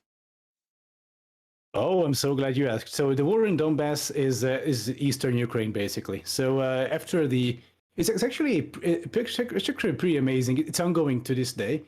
But what happened in Ukraine in 2013, 2014 was, I mean, it was unprecedented. And I'm going to make I'm planning on this massive video essay, which I'm going to put out at some point, trademark. So the gist of it is that it all started with the Ukrainian president at the time, Viktor Yanukovych, not signing the association agreement with the EU, preferring Russia instead. However, because of this, there were a whole bunch of like pro-European mass demonstrations, against corruption and everything, because people were pretty fucking, fed up with the government. Because it was like the bottom of the barrel at that point. Yeah. Right, and so this culminated in Yanukovych actually fleeing the country, and this caused this huge instability in the country. There was basically no government, and a pro-Ukrainian, pro-European revolution happened. Meanwhile, one third to half the country is supposedly pro-Russian. So you have no fucking idea who's what side, who's going to take what side, and so during this sort of weakened state, but basically like a semi-violent transfer of power, Russia exploited this and of course took over Crimea, and then started funneling and funding and organizing separatists in eastern Ukraine, aiming to basically take over as much as they can. And of course, the original plan was that, so plan A was that Yanukovych wins and Ukraine stays within Russia's geopolitical interests, but that didn't work. So plan B was that, okay, through separatists, we're going to just make the country collapse because of weak governance, fleeting loyalty to the country, etc. So, that didn't work. So plan C, we're going to take over eastern Ukraine. But that didn't really work. So then came plan D, they're going to take over the eastern industrial heartland and form a land bridge towards Crimea, which of course they took over with the polite green men. These are unmarked military personnel who just like appeared with like top tier Russian military hardware and just like took over everything. This looks like fucking sucks, dude. Okay, I knew some of this stuff, but not all of it. I think. Sorry, I didn't mean to interrupt, but I have thoughts real quick. No worries. Go ahead. Then I can learn more. It seems like it's difficult, I think, to imagine an expansionist empire like the Third Reich in the context of the modern world, you know? Because in the modern world, like you can annex like Crimea or whatever, but I mean, if Russia like marched into Poland, I mean, eventually there'd be nuclear war. I mean, you can only go so far with this stuff. But it seems like Russia's strategy, it seems to be like you influence a ton of political control over neighboring leaders until there are strongmen in countries bordering you that are in favor of you, you know, or you pay protesters, or you incite disagreement, or you destabilize democratic systems, and eventually the country's in turmoil without you ever having to invade. And at that point, it's not an invasion; it's like you know, half of the country calls you in to settle a dispute, and then that territory just becomes yours afterwards. Like it seems like the method by which you acquire territory has changed significantly because outright invasion is no longer, at least not always, an effective strategy. But this can only work so far, right? Like, I don't think this strategy could never go past, like, it could never go past the Iron Curtain. It could never go past, like, Eastern Europe. There's no way something like this could happen to, like, a Western European country. I don't think. Well, so not without huge changes to the way, like, not without some massive shit happening. So do you think there's a risk of, like, Russia essentially reintegrating like the Warsaw Pact, except not as a Warsaw Pact, but rather as just a sort of ever expanding Russian blanket?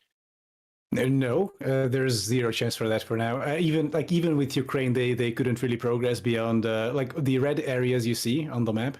That's all they could get at some point. At this point, plus Crimea. And they couldn't even get the land bridge between Crimea and the red area. Like if you look at the world map, it's there. Right. So this invasion, like this could only happen in a country in turmoil and with just these like weird historic ties to Russia and like just like huge Russian cultural influence there. And of course, you know, surprise, surprise, because Ukraine isn't in NATO. So the reason why Ukraine wants into NATO so bad, and the reason why, for example, Baltic states support NATO so much, is because if they wouldn't be in NATO, I mean, Russia would have done the exact same thing with them. Because like, the thing about Russia is many people view Russia as like from this framework of, you know, Western liberal democracies. We have our common international framework of laws, etc. And, you know, gentlemen's agreements, sort of like this level of civilized international politics on top of realpolitik. But with Russia, it's like people have to understand, like, Russia just doesn't give a fuck. It's like, if Russia can do something without consequences, they're just gonna fucking do it. And their tolerance for this is much sort of higher than any developed nations. But anyway, Ukraine was the only country where they could partially do this. But what followed after the 2014 insurgencies and annexations, everything, Putin expected full on that the country will just fucking collapse because the industrial heartland is taken by separatists. The army was in shambles. Like I believe when this whole circus started, Ukraine had like in total, like a country of 44 million had like 2,500 combat ready troops. All the rest was fucking just like chaff. Gotcha.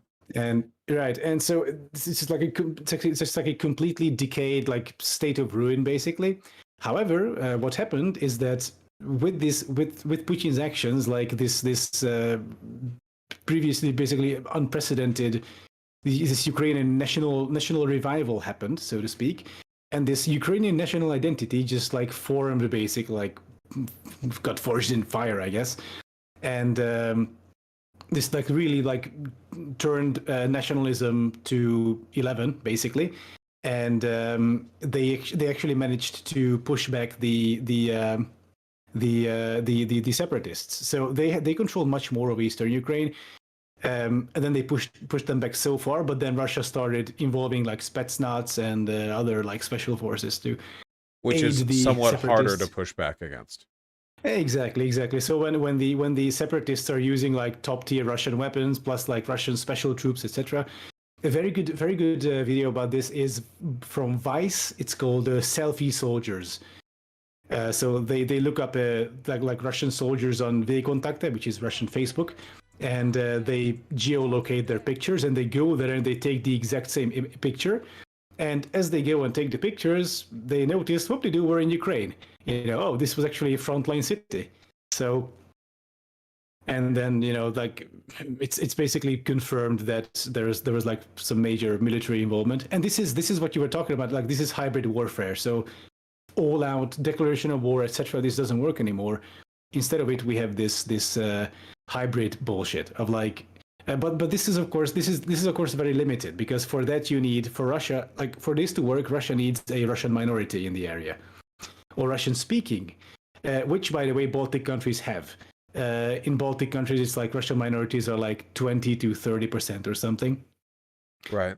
So yeah, and those can be the casus belli basically. So this is why like Baltic countries are really in favor of NATO, and in Ukraine the problem was that half the country was like Russian speaking and like tied to Russia culturally and historically, whatever, like about 1,000 ways.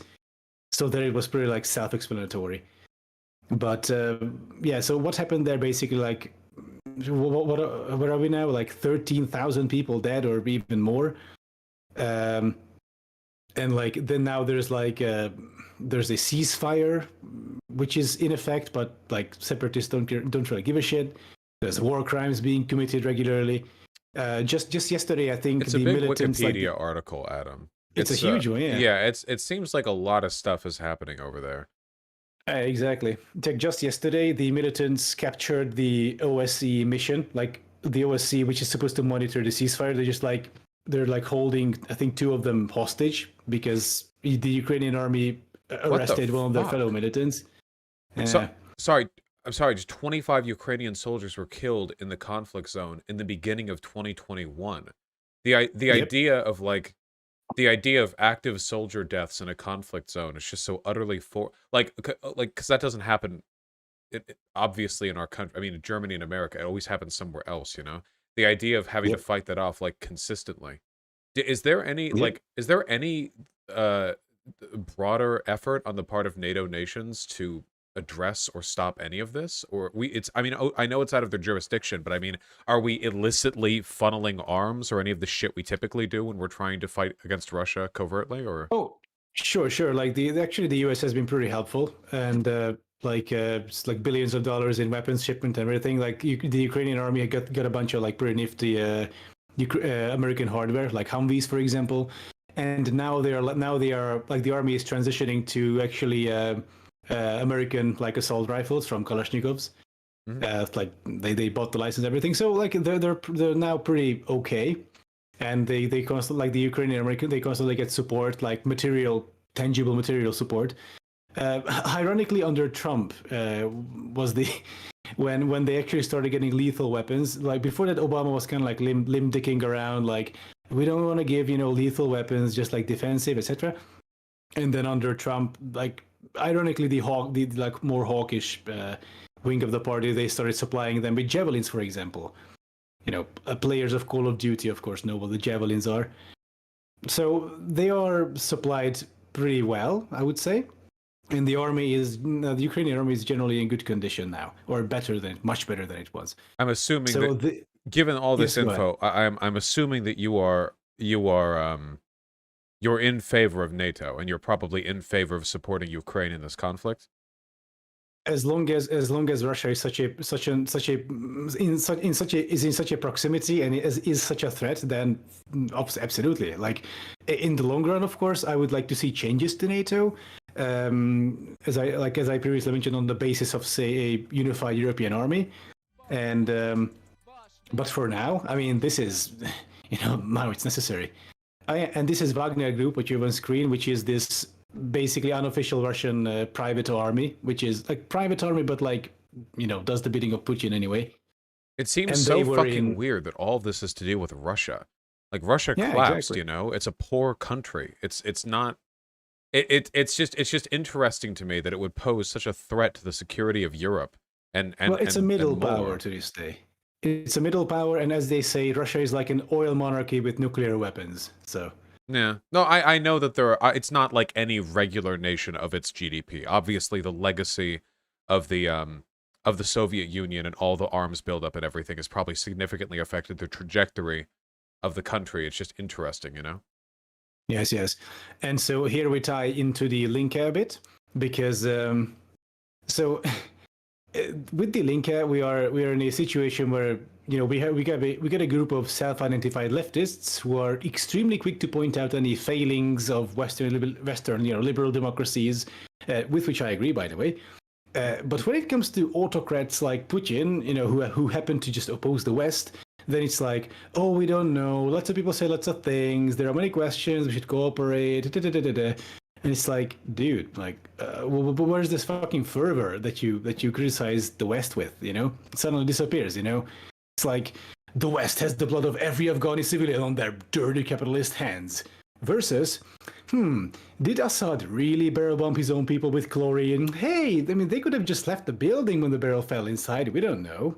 Yeah, they had the windows open. There's no way. I'm very familiar with those talking points, at least. Yeah, so this is and this is exactly what's happening. In a large part, like, of course, I don't want to say that this is the entire Linke and this is the entire sort of this German leftist movement, because it's not, obviously.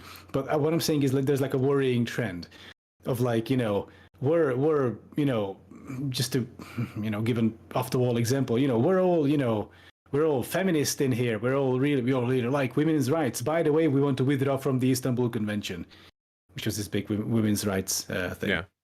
So it's kind of sussy. So Is yes, this your primary opposition to Die Linke? The fact that you think that they are ambivalent towards or sort of abetting towards Russian aggression? Not just my problem is that they are not just ambivalent. Like, if they were like milquetoast, limb dicking around like the CDU, CSU, it'll be like, okay, whatever.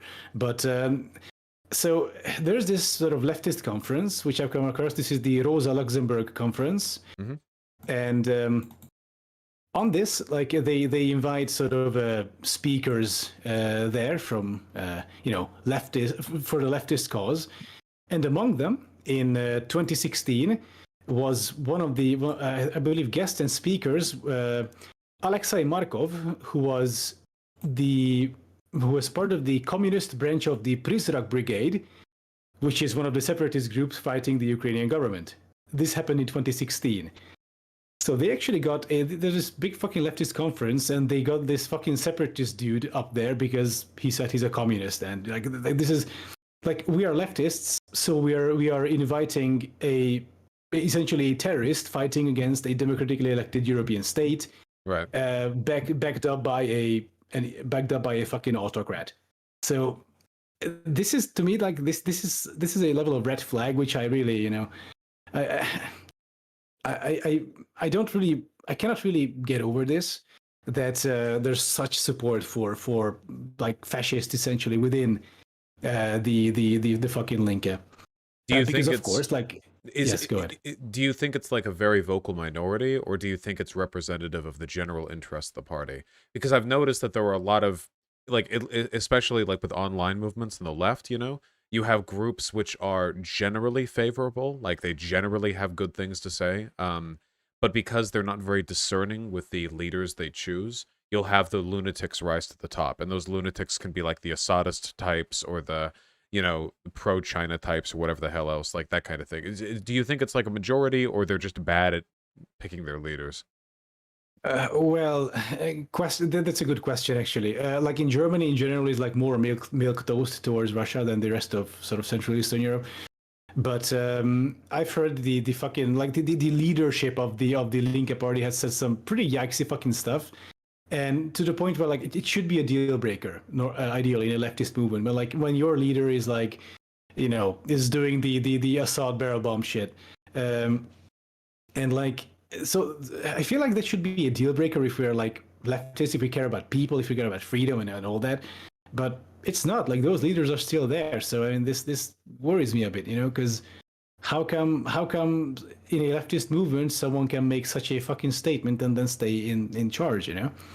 So that might be indicative of some other undercurrents. I of course I don't see into the Linke Party, but I induced from available evidence, and yes, inductive reasoning is not the same as deductive. So I hypocrite, take note. Anyway. Oh, sorry, no, I'm reading up on the Twitter. This is it Jörg Schindler? Jörg Schindler, yeah, and there was another guy. Like, yeah, but he's... Yeah, I'm looking over the Twitter right now, and I'm coming to the startling realization that I don't actually speak German, so it's not entirely helpful with regards to discerning this guy's political views. Right-click, translate. On every tweet? Doesn't it translate the whole page? Oh, yeah, I guess it does. Sorry, I don't normally debase myself by reading non-English literature. Let me see. Yeah. I doubt that just scrolling through this I'm going to see anything especially bad, especially because a lot of bad stuff is kind of couched in implication, which I wouldn't be able to discern with Google Translate on random tweets, you know.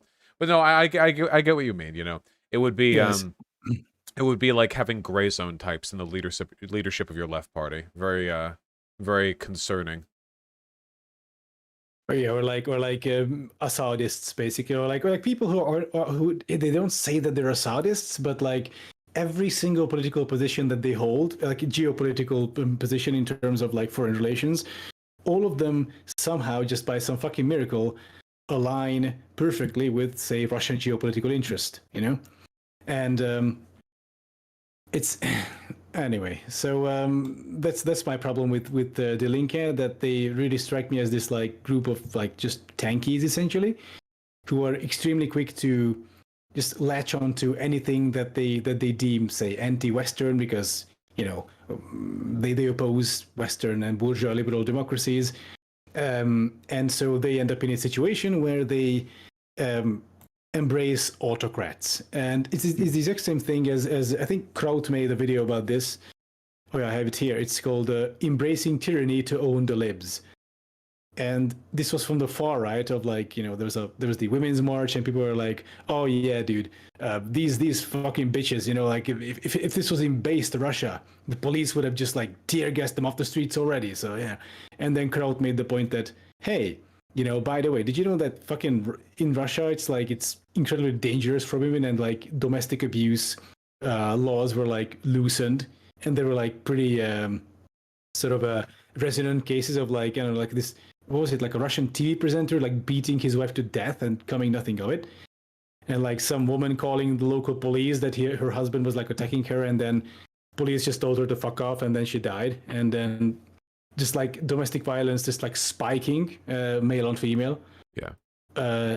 And yeah, so this and this, but this is the political formation that Die Linke support really. And when I see their, you know, when I saw their little stickers in this was during the previous elections, when I was around Mannheim, I saw like, yeah, still leftist, still feminist, and it's like, dude, like you're pro Russia, by the way. Like, did you know that you're a feminist, but like your party is like pro Russia, and like they don't really, they're like pretty like pussyfooting around the Crimea issue, and you know, so which is, as far as I'm concerned, these things are the same as like pussyfooting around the fucking Holodomor or the Holocaust itself. So at that point you have to look at which point do you need to just like be like, okay, wait, hold on, stop. Let's clarify a few things, because I think we really fucking need to. Oh, I don't think there's anything wrong with being critical of stuff like that. You know, fuck, what's his name? Guys, who's that modern leftist theorist who's often compared and juxtaposed to Noam Chomsky? He's more tanky aligned. Parenti, yeah, Parenti, thank you. I know that Parenti basically lost faith in Bernie Sanders when Bernie Sanders apparently supported the NATO bombing of Yugoslavia. But you know, if principled left people can't have move their alignments based on people's positions and stuff like that, I think this is a perfectly acceptable reason to be upset. But you've put me in a bit of a bad position, because now that I've heard two different opinions, I'm going to have to do independent research rather than stupidly listening to the last person to have spoken to me. Damn. Yeah, I know. Well. Why the fuck would you? Why? All right, I have enough on my plate, okay? Jesus, I'm trying to get up hardcore barbarian at Diablo 2. Do you right? Who did you vote for in the most recent elections? I cannot vote in Germany. I have a Hungarian citizenship. Oh, that's right. That's right. Yeah, you're not. Yeah, okay, gotcha. Yeah. Yeah, but I would have voted for the Greens, actually. Like, if anyone is looking for like a trustworthy sort of leftist party, which actually opposes autocrats, then Greens in Germany. That would be it. Did you what's the citizenship process in Germany? Do you intend on becoming a citizen, or are you just there sort of temporarily? Or... I'm there for the time being, and then I'll be back in the Czech Republic. So I'm pan-European like that. Gotcha. What about the I know that there are a lot of neo-Nazis in Ukraine, right? Are they like the other faction that would be taking over were it not for Russia's presence in the east, or like what is there like a good really. Faction pan to take over Ukraine, or no? It already happened actually. Yeah, of course. Like so Ukraine so far had they had 2 elections ever since this circus started. And during the first election was sort of like born in fire, so to speak. So at that point, people just elected whoever the fuck was pro-European and anti-Russia. And that man was Petro Poroshenko, who was a Ukrainian oligarch. He has this like giant like food enterprise and everything. He is corrupt as shit. I don't like him, but he was like a civic nationalist. But like to his credit, he took Ukraine, like he sort of took Ukraine out of the crisis. In the end. Mm-hmm. And then a semi-miracle happened in like 2019, I believe, during the presidential elections and then later the parliamentary elections, where this guy called Vladimir Zelensky won the presidency, and then his party, Servant of the People, Sluha Narodi, won the elections, but like in a fucking landslide.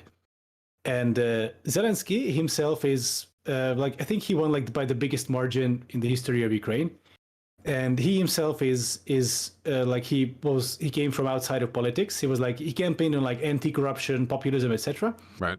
And he actually like he's Jewish, by the way, so you know it's that anti-Semitism I don't think really plays part here. And to this day he's in charge, and I think he's doing a fair enough job, all things considered. But with regards to the Nazi thing in Ukraine, there is certainly an element of that, like the Azov battalion, as most of us might know, who are familiar with the issue. The Azov battalion is comprised of like these far right, ultra-nationalist, etc. People. But the thing is, like outside of Ukraine, these groups, like that group, doesn't really have a reach. And the reason why they get so galvanized and so uppity is because, I mean, their fucking country is under attack. So you know, if you're an ultra-nationalist, fond of weapons, fond of that sort of stuff, and then a foreign country invades you. I mean, that's part horrifying and part wet dream. You know, like finally, it's like the secret thing you've been dreaming about. And they actually, the thing about them was that they were actually a bit like difficult to coordinate because they just went their own way, kind of. However, they played some key roles in the conflict. So they actually were the most, like they had the most morale because they were, of course, fighting against they had a clear objective, fight against the enemy, etc. Of course, for all the wrong reasons, but still. And so their morale really helped a lot, I hear. And they were essentially the only ones for a long time who gained back any territory against separatists, as the Ukrainian army was just like reeling because of this. And because of the, you know, like, if, you know, imagine this, like you and 20 others are in a room and you hear that the separatists are coming and you look around and you have no fucking idea that out of these 20 people, who's going to join the separatists and shoot you in the back or who's going to shoot at them. Because it was completely unclear whose allegiance is where. Gotcha. So I feel like we're so out of the range of stuff that I have even a little bit of knowledge on that I have absolutely no way of like I have no intuitive opinion on any of this. I would have to do a lot of research, I guess. It wouldn't hurt for me to learn a little bit about the fucking powder keg that is everything in between Germany and Russia anyway. Yeah. If you're interested, then there's this great video series, like Vice News had I think 2 videos are like, which are super great, which are during the actual revolution and protests. One was, I think, the first one was Ukraine, Last Days of the Revolution, and then Ukraine Burning. These are the 2 videos which are like really summarize the whole period. And Gotcha. then there's Vice, I think the Russian roulette series. It's like really fucking like 100 plus videos or something, but anyway, Wikipedia also suffices in this case. Gotcha. But yes, we're reading on the Kosovo War now. Oh God, no, fucking Serbs. Anyway, yeah, that was another, barrel of monkeys over there. Yeah, it's just so weird seeing Eastern Europeans be racist to each other when none of them are like American. Like they're all like, exactly. What are you fighting over? You're all Eastern European. What do you what do you have? Know, right? Yeah, what? Yeah, like, why? what are you fighting over? Yeah.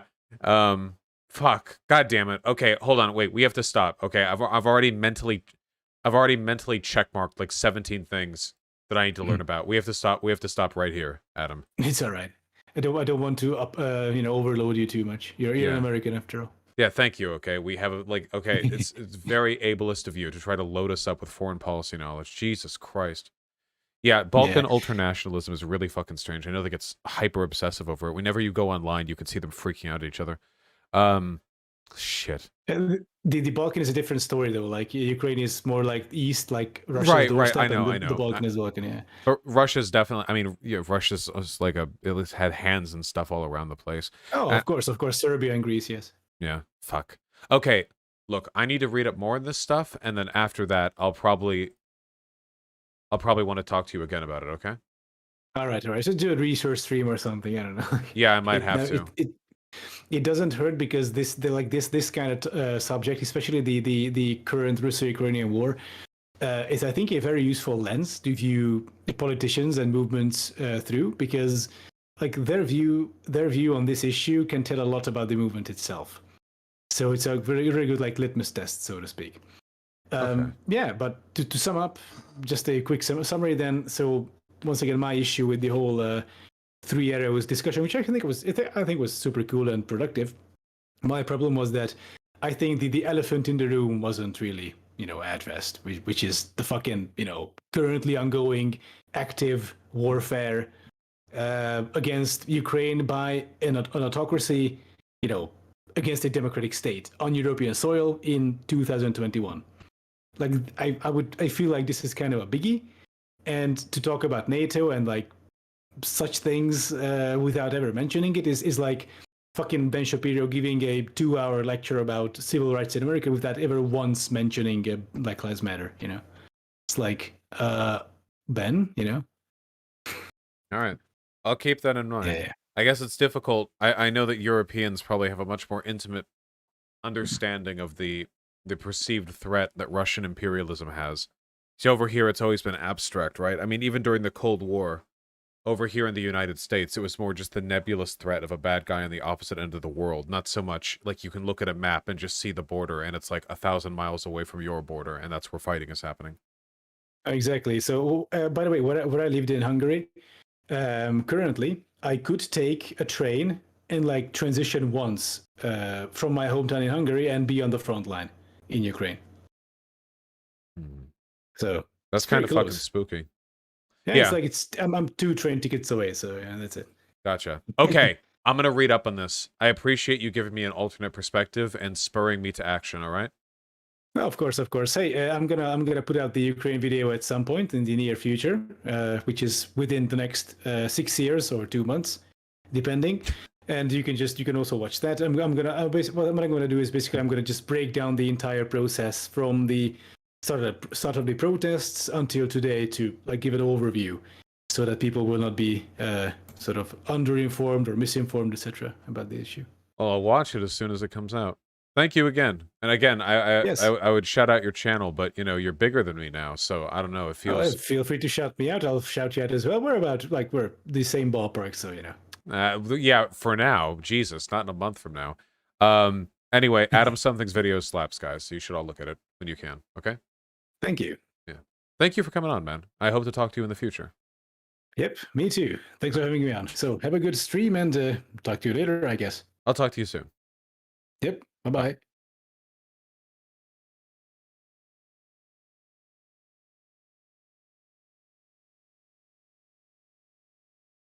Fuck. Okay, that was really interesting. Some people in chat were mauling. I hope nothing there was too controversial. Probably was. That's okay. We'll learn from it.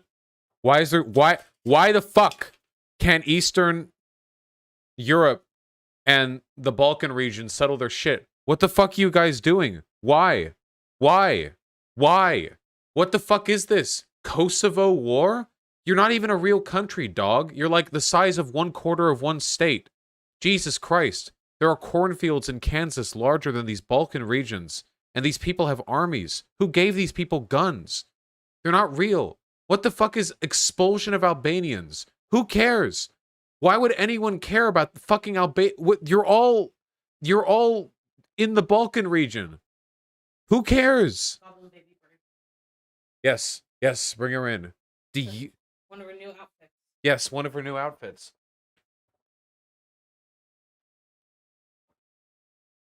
She's a rainbow goblin.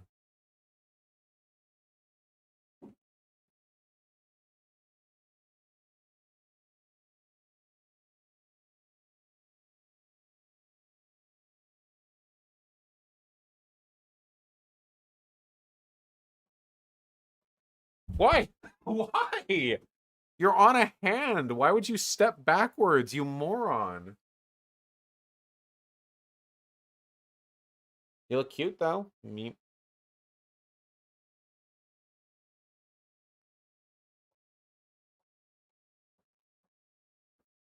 Look at that. Seriously, like, I'm so sorry, guys. I'm not trying to be like racist or nationalistic or anything, but like when you look into like everything post Ottoman Empire and the entire region, it's like, holy fucking shit. You guys are like so mad all the time, and you're all Balkans. Like what you know what I mean? It would be like if you broke down Mississippi into like 27 different subcategories and then all of them like made their own flags. Like, what are you doing? Stop. Ooh. You're missing the point. Well, I'm deliberately trying to make like a comedic.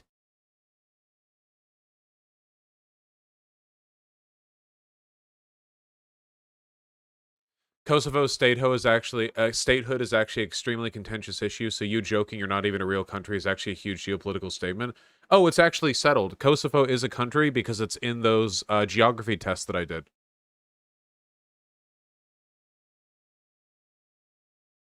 It's a country, otherwise it wouldn't be there. I mean, it's as much of a country as any other Balkan country. Look, if Kosovo is fake, then so is fucking Montenegro, Yugoslavia, Croatia. Yeah, it's all of you motherfuckers, okay? I'm sorry, we're getting all you, okay? You're all equally fake. I think she ran past you. Please stop talking. Seething Balkaners, Balkanites in chat. Kind of mean, no funny. Wait, are there This is like baller stuff. guys?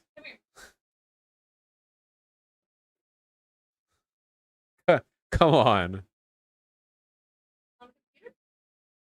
It's just the Serbs getting mad again? Ah, okay, sorry. Well, Serbia isn't real either. Sure, yeah. Yeah, she can be a computer baby. Hold on, we have to do the test again. Hold on, it's been a month. Few weeks.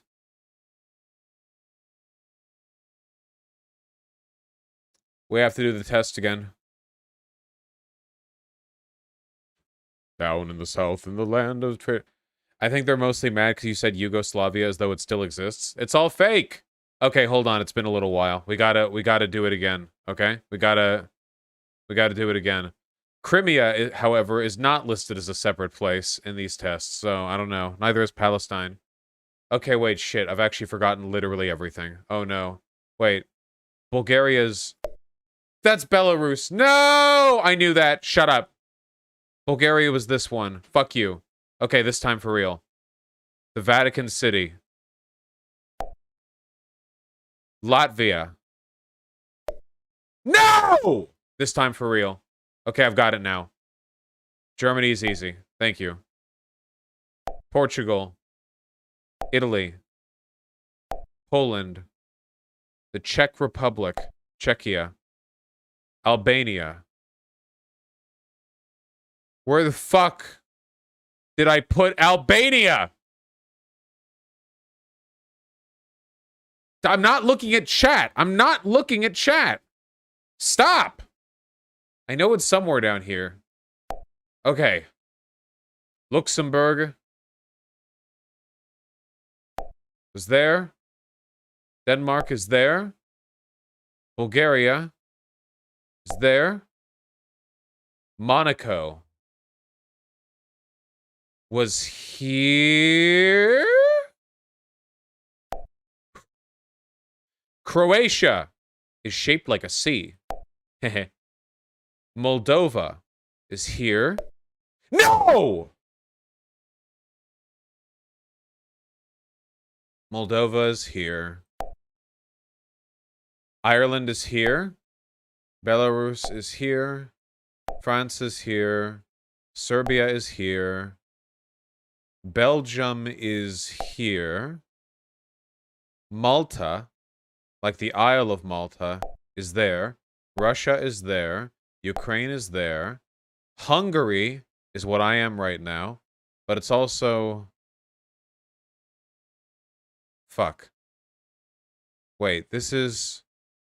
These and these are the ones that start with S. And that's Austria.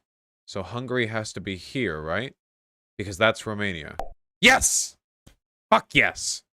Got that shit down lock. Okay, Andorra's here. Thank you. Switzerland is there. San Marino is there. Liechtenstein is here. Montenegro is... It's the one right up, right? No! Then it's this one. Greece is here. Bosnia and Herzegovina is here. UK is there, sadly. North Macedonia is here, as we learned. Finland is here. The Vatican City is here. Lithuania is there. Spain is there. The Netherlands are there. Cyprus is down here. Norway is this one. Iceland is there. Sweden is there. Austria is there. Latvia is there. Slovakia. Okay, it's Slovakia and Slovenia. But I don't remember which one is which. Slovakia, Slovenia. Slovakia, Slovenia. Slovakia, 1, 2, 3, 2. I declare thumb war. Fuck! Whatever. Romania, Slovenia, Estonia, and Kosovo. The very last one. As I said, a real country. Okay, it's been a month, a little rusty. Okay. Okay. Okay. Okay. Okay. Okay. Okay. Okay. Okay. Okay. Okay. Okay. Okay.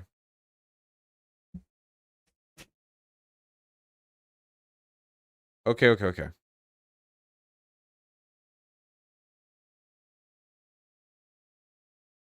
Do the whole world? I can try if you want me to.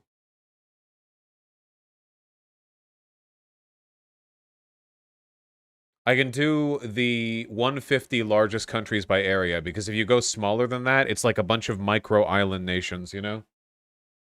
Which I haven't memorized all yet. Okay, this isn't gonna be good, guys. Okay. Panama's over there. Belgium is over there. Japan is over here. Moldova is over there.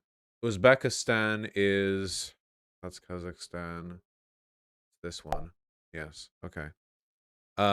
Chad. Looks like Chad. Spain is here. Somalia is here, I think. Bosnia and Herzegovina is it's the one Croatia is hugging. Georgia is that one. Yeah. Norway is this one. The Ukraine is here. Sierra Leone is... Shit. Sierra Leone. It's somewhere over here. Hold on. It's not this. It's... No. I'm inclined to believe it's this one. Nice. Burkina Faso is... I'm not looking at chat. In fact, I'm there. I'm switching to another tab. I have this. Burkina Faso. Burkina Faso. I know I am familiar with this. Burkina Faso. Burkina Faso. Burkina Faso. Is it in Africa? Do I remember this being in Africa? This feels... My mind is telling me that it's in Africa, but let me look at the world once more. I mean, we know it's not in Europe because we just did Europe. It's obviously not in the Americas. That doesn't even... I'm pretty sure that it's in Africa. So where in Africa is Burkina Faso? Okay. We have Burkina Faso, Burkina Faso. Why do I have a feeling it's this one? Holy shit! Fuck yes! Okay, I know this is Sudan because this is South Sudan. Myanmar is over here. It's this, right? Because this is Thailand. Okay. Haiti. It's over there. Okay, so for Nicaragua, it's from these three countries, it's in order. So it's okay. That's Belize, and that's the other one. And then the next three, it's Guatemala, Nicaragua, and something else. But I think Nicaragua is the last one, so it would be the third one. Yes. And El Salvador. Was El Salvador this one, or was it this one? El Salvador. I think it's this one. I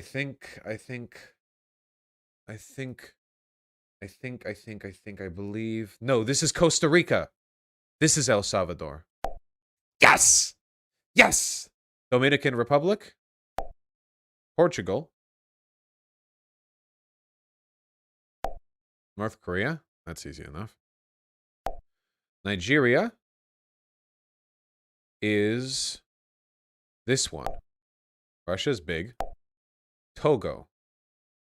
Togo is this one. Venezuela is over here, right? Yes, that's Bolivia. Right. Estonia is up here. Croatia is here. The Ivory Coast is... It's one of these three. I think it's this one. God damn. But Ghana is also one of these. Is Ghana this one? Nigeria is here. Italy is here. Malaysia, I'm pretty sure is this. Nice. I'll make a mistake eventually, but Djibouti is here. Yes! Sweden. Republic of the Congo. Is you have the Democratic Republic of the Congo, and then you just have the Republic of the Congo, and the Democratic one is larger. So this is the Republic of the Congo.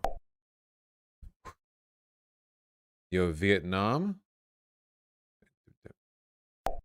Mexico, Saudi Arabia, Austria, the Netherlands, Iran is big. Slovakia has to be this one because this one isn't large enough to count. Holy fuck, you're completely uneducated on these issues, Vosh. On the map? I'm doing okay. Thank you. Zambia. Zambia. Okay, that's definitely in Africa. Looking away right now. Zambia. Okay, hold on. I think it's somewhere in this region down here. In fact, I'm positive that it is, okay? Because it's, fuck, I'm not good at remembering unprompted. I think it's one of these two. These two right here are, one of them is Tanzania and the other is, so Zambia is one of these, I think. Was it the southern one or the... This might be my first mistake. I might be all the way down to a 50-50. Or maybe even worse than a 50-50. What are the countries bordering South Africa?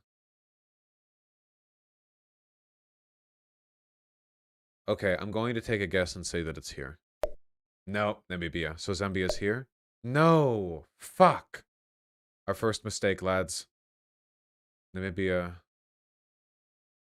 So Zambia is one of these two? Is it this one? No, it's that one. Our first mistake, lads. I am sorry. It's all over. It's all over. Well, I know Senegal is this one. Costa Rica is over here.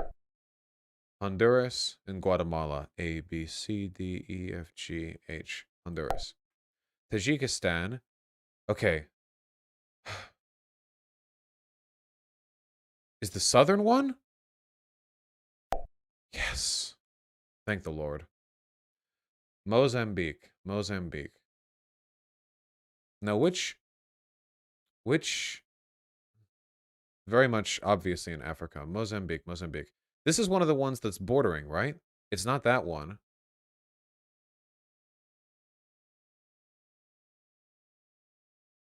I'm feeling... No, Botswana? This? Okay, okay. Okay. Belize is here. Pakistan is chillin'. Thailand, chillin'. Botswana,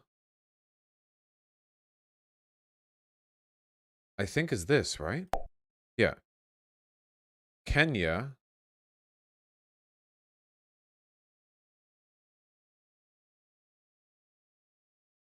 I think is this one? No, that's Uganda, damn it. That's South Sudan, so this is Kenya? Ethiopia, damn it. Kenya. Ah, Africa is where I'm going to be fucking up. Multiple times. Belarus. Lesotho. How far I've fallen. True, true. Lesotho. This was... Lesotho. Lesotho, Lesotho, Lesotho, Lesotho, Lesotho, Lesotho.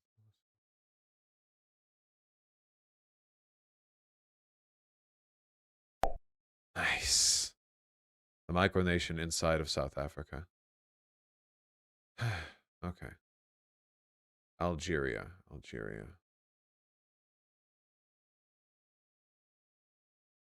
Hungary. Right? Yeah. Hungary. Romania. Bulgaria.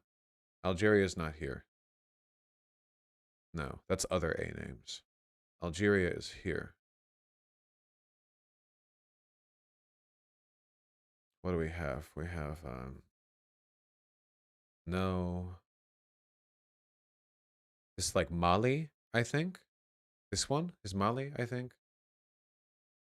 This might be Algeria. Nice! Yes, I remember it being quite large. Taiwan, good luck over there, next to China, buddy. Thank you. Turkey. Does not even look like a turkey. Imagine. Jordan.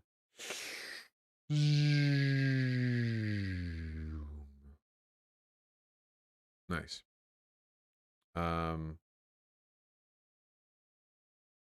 Wait, I'm totally blanking right now. Wait, Jordan. Wait, hold on. This is Syria. That's Lebanon, I think. That's Israel. So that would have to be Jordan, right? Okay. Okay, yeah. The Solomon Islands. This isn't in any of the individual Europe things, but I'm pretty sure the Solomon Islands are... Pretty sure the Solomon Islands are,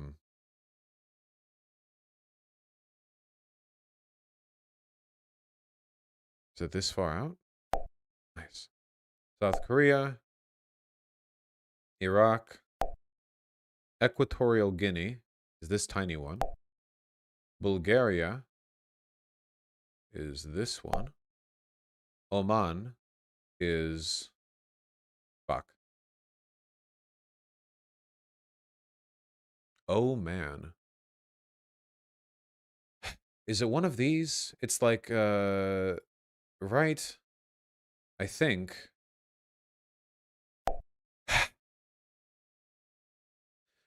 This is Namibia. And the Philippines are, Oh god, no. I'm gonna get these and these. Oh wait, these aren't even available islands. Okay, so it can't be those. It has to be this. Okay, yeah. Island nations. What are they called? Archipelagos? Madagascar. Guatemala. Thank you. Central African Republic is, guys, you'll never guess it. Right in the center of Africa. Mongolia is up there. Cambodia is right there. Australia is there. Syria is... Don't blank on me now. Oh, we've covered Syria enough, I think, on this channel to know where that is. Angola is... Why Africa got to be so big and have so many countries that Americans are never taught about? Angola. Was it this? Okay. Yeah, that's what I thought. Okay. Lithuania is that one right there. Azerbaijan. That's Turkish? Wait, Azerbaijan. No, Azerbaijan is next to Armenia, right? No, not Armenia. It's here. Yes. Morocco. Oh, how I blank.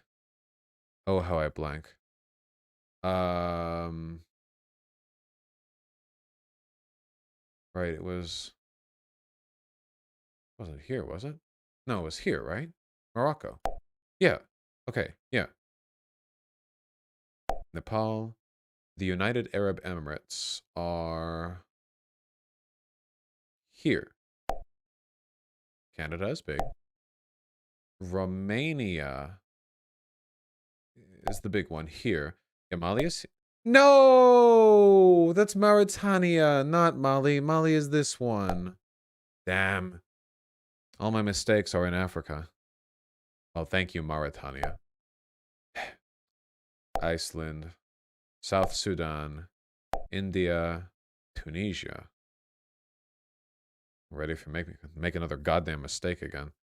Tunisia. Okay. It's not... Pretty sure this is Zimbabwe. It's not that. Tunisia's up here. Right. Okay. Colombia is right here. Thank you. Greece is over there. Uruguay is below Paraguay. Yes.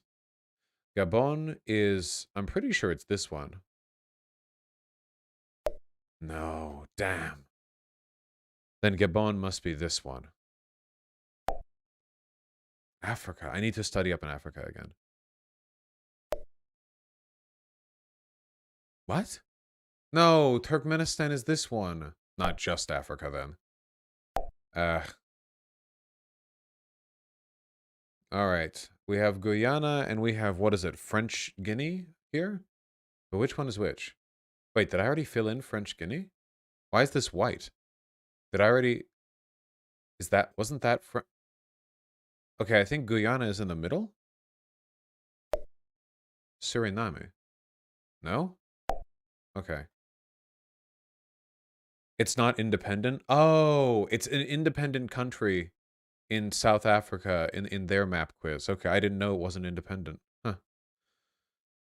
Mistakes were made. Papua New Guinea. That is a country. This is Equatorial Guinea. It's not this. It's I think this... No.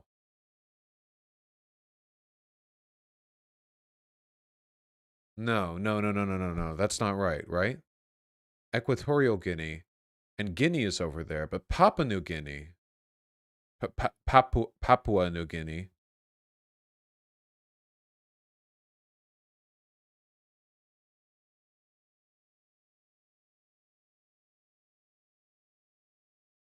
No. No, it's an island, isn't it? Isn't it? I think. Can we let me zoom? Thank you.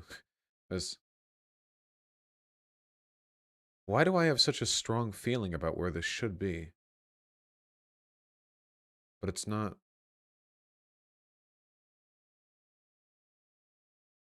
It's not in Africa.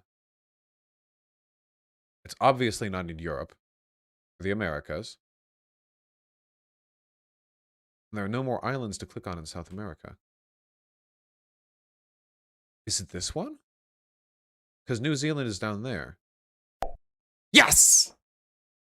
Fuck yes! Okay, well, we misclicked here earlier, so we know where this is for sure. Switzerland is over there. Libya, that's where the Libs are, folks. Gotta watch out for that place. Afghanistan is there. Brazil is over here. Laos is, Laos is this. Yes, because we... Right, okay. North Macedonia is here. Hungary is here. China is over there. Eritrea is here. Israel is here. Rwanda is here. Peru. Oh dear. I always get some mixed up. Okay, hold on. Okay, hold on. I'm very sorry, folks. Okay. Chile. Okay, Argentina. Bolivia. Paraguay.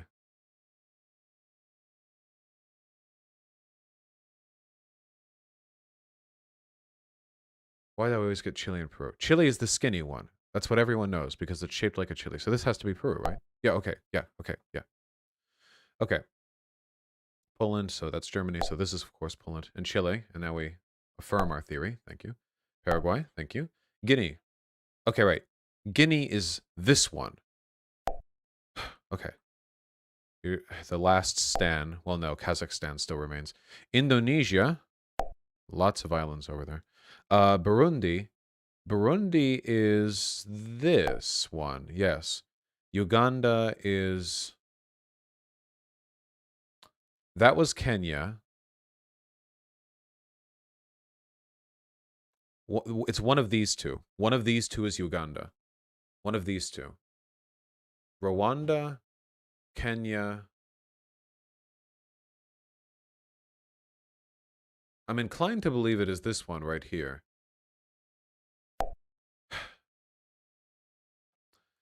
Ecuador. Thank you. Guinea-Bissau. There we go. Guinea-Bissau. That's this one, right?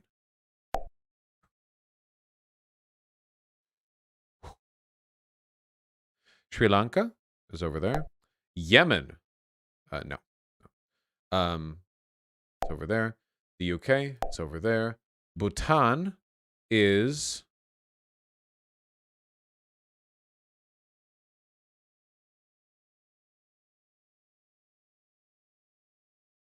I'm inclined to believe it is this. Okay. Zimbabwe is there. Denmark is there. Thank you. Ireland is here. Serbia is over there. Egypt is here. Cameroon is... I think it's this. Nice. Cuba is here. Germany is here. Liberia. There we go. That's Liberia. Gotcha, gotcha. Tanzania then is this one for sure. Kazakhstan is here. New Zealand is here. Armenia is no. Here. Yes. The Democratic Republic of the Congo is here. Latvia is here. South Africa is fairly self-evident. Bangladesh is here. Finland is here. Albania. There we go. That is it. Albania, not Armenia, is there. Ethiopia is there.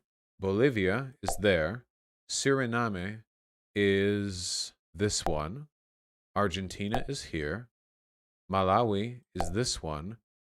The Czech Republic is here.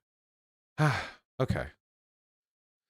Messed up a few times on Africa in particular, but I think overall it's okay.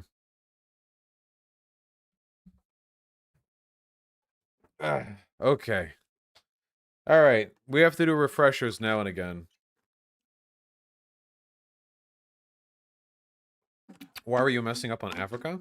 Africa has a lot of countries. And also, Americans are not taught anything about Africa. Like, nothing. Americans are taught some stuff about Europe and Asia, but we're taught essentially nothing about Africa. I really mean that, by the way. Like, if you look through our history and, like, social studies textbooks anywhere through high school, I think you will literally not even find mentions of Africa outside of the slave trade. And even then, they're only really mentioned as, like, the victims there. Like, not, we don't even learn about the countries or the continent or whatever. It's just, and I think you maybe learn about the Rwandan genocide. Wait, was that Rwanda? Wait, yeah, wait.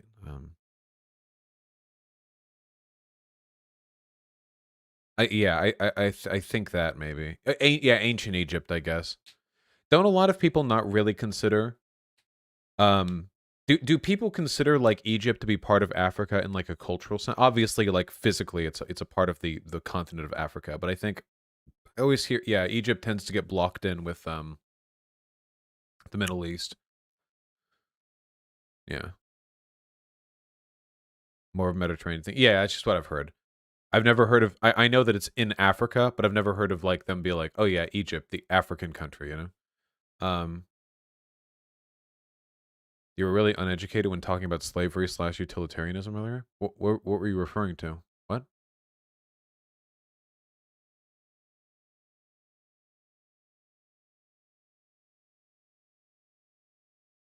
What?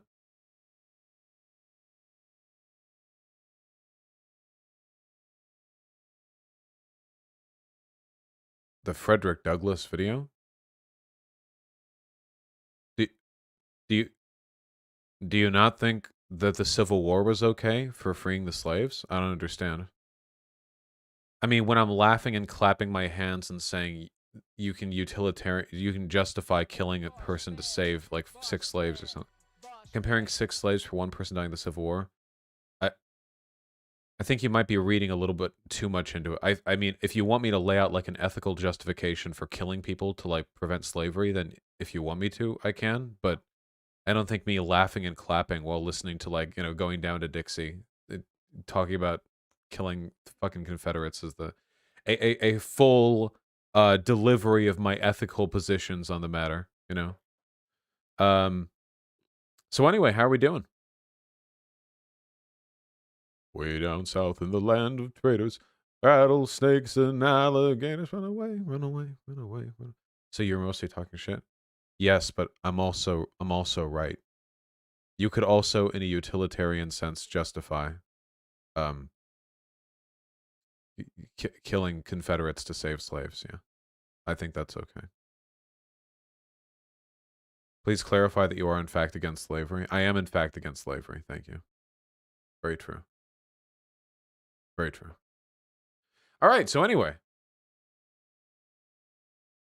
General Sherman didn't do anything wrong? Yeah, he did. He stopped. Ah, God.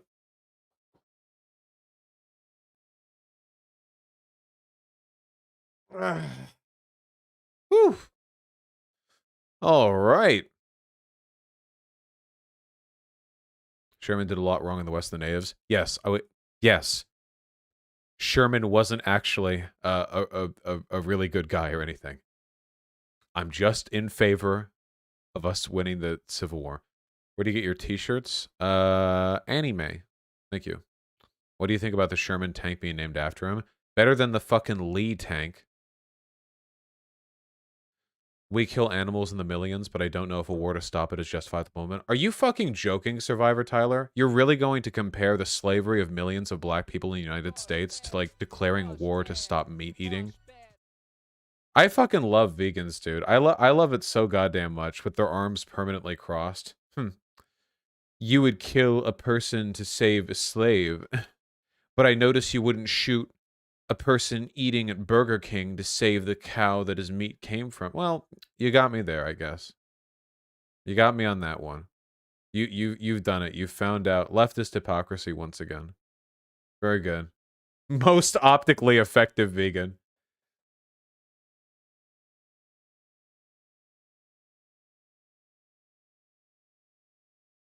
This might be a silly question, but was Uncle Sam a real person? I don't think so. I'm pretty sure Uncle Sam was just like a war propaganda poster thing. I don't think he's based off any actual figure. He's just meant to be like the physical personification of America.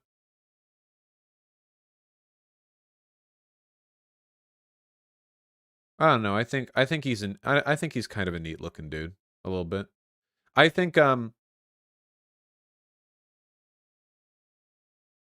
there's a legend that Uncle Sam was derived from Samuel Wilson, a meat packer from Troy, New York, who supplied rations for American soldiers during the War of 1812. Interesting. I will say though, in terms of like national symbols, I do like Uncle Sam. If for no other reason than because he comes off more folksy than fascistic, you know what I mean? Like if you like the strongmen of fascist countries are usually like steely faced like young men with like cut iron jaws who, but like he just looks like a grumpy old dude, you know? I don't know. He just seems like a grumpy stern old dude, and that just seems like like you know, he's got like a silly goatee.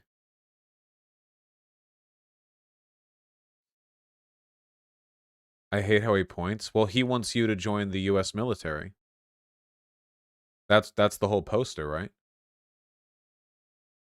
Not that it's good to go join the military or anything. I'm just saying that if we're going to have a propaganda like figure, I would rather it be this than like, hold on, let me see.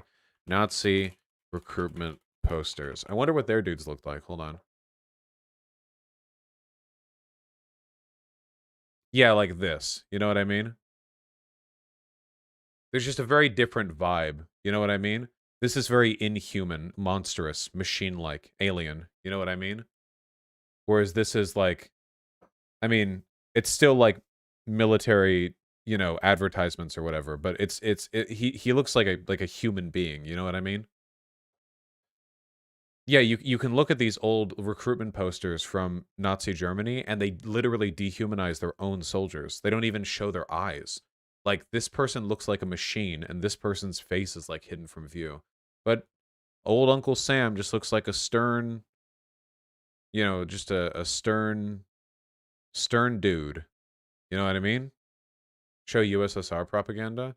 Well, I'm looking for recruitment posters specifically because I think that's the most direct. Is this a recruitment poster? Okay, this is just scary looking. This guy's just scaring me a little bit. Why is he yelling at me? I haven't done anything wrong. Why is he yelling at me? Can you make him stop?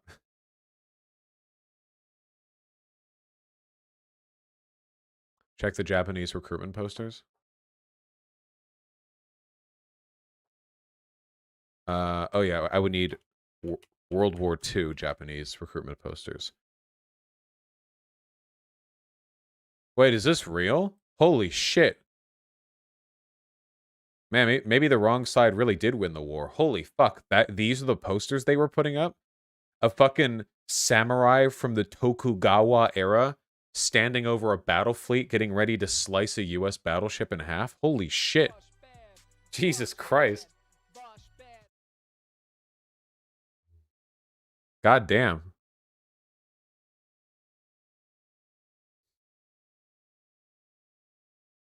Get clipped? Yeah, well, you know what? There's no denying that it's cool as shit, okay? I'm looking at other shit here, but all the other World War II Japanese recruitment poster results that I'm seeing are bringing up, like, very racist, anti-Japanese World War II recruitment posters.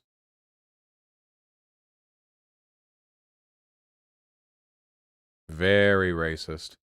Show it? I'm not showing it. These caricatures are more teeth than face. I'm not... No, that's okay.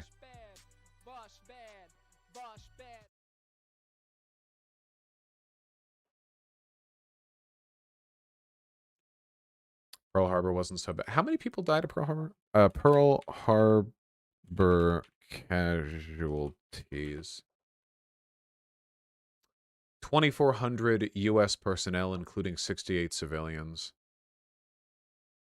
Destroyed or damaged 19 U.S. Navy ships, including 8 battleships. What a first strike, man. Jesus.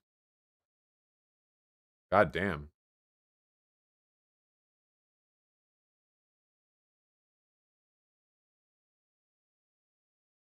Yeah, Murphyo. That's their antiquity, you know. Please show this one. Yes, we're all familiar with the Soviet-Chinese alliance gay marriage couple. The gay couple.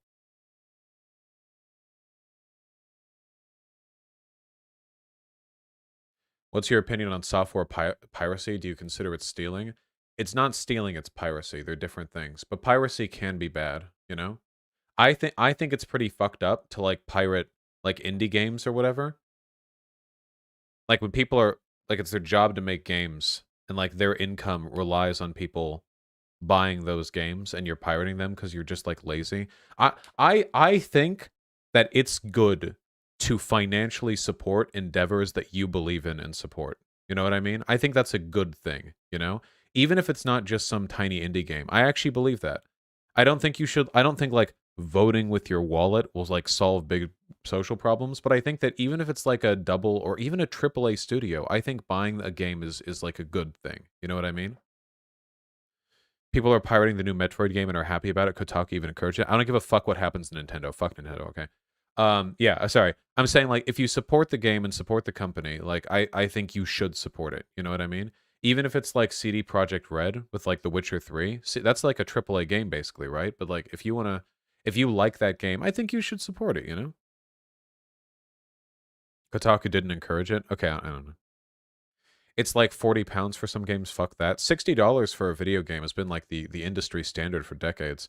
It's actually weird. It's like a kind of unofficial price fixing. Isn't that odd? Like NES games were like $60, right? Back when $60 was worth like $100 in today's dollars. And NES games sucked compared to what we have today. But now modern games that take years to develop also cost $60. But it's modern $60. Yeah, if anything, games should cost a lot more. It's one of the reasons why so many games are trying alternative models of revenue generation, you know? Like microtransactions and shit like that, you know? Yeah, loot boxes and like first day DLC and stuff like that.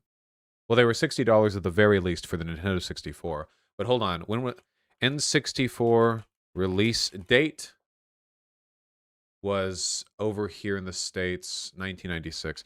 Inflation calculator. There we go. So if we go to 1996, you purchase something for $60.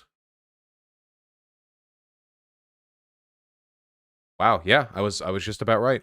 $104. So if we followed price by inflation, modern games would be about $100, but modern games take exponentially more time and effort to develop and produce. Cost of developing Mario 64. How much is the game worth? No, not the budget. Super Mario 64. No. Cost to develop.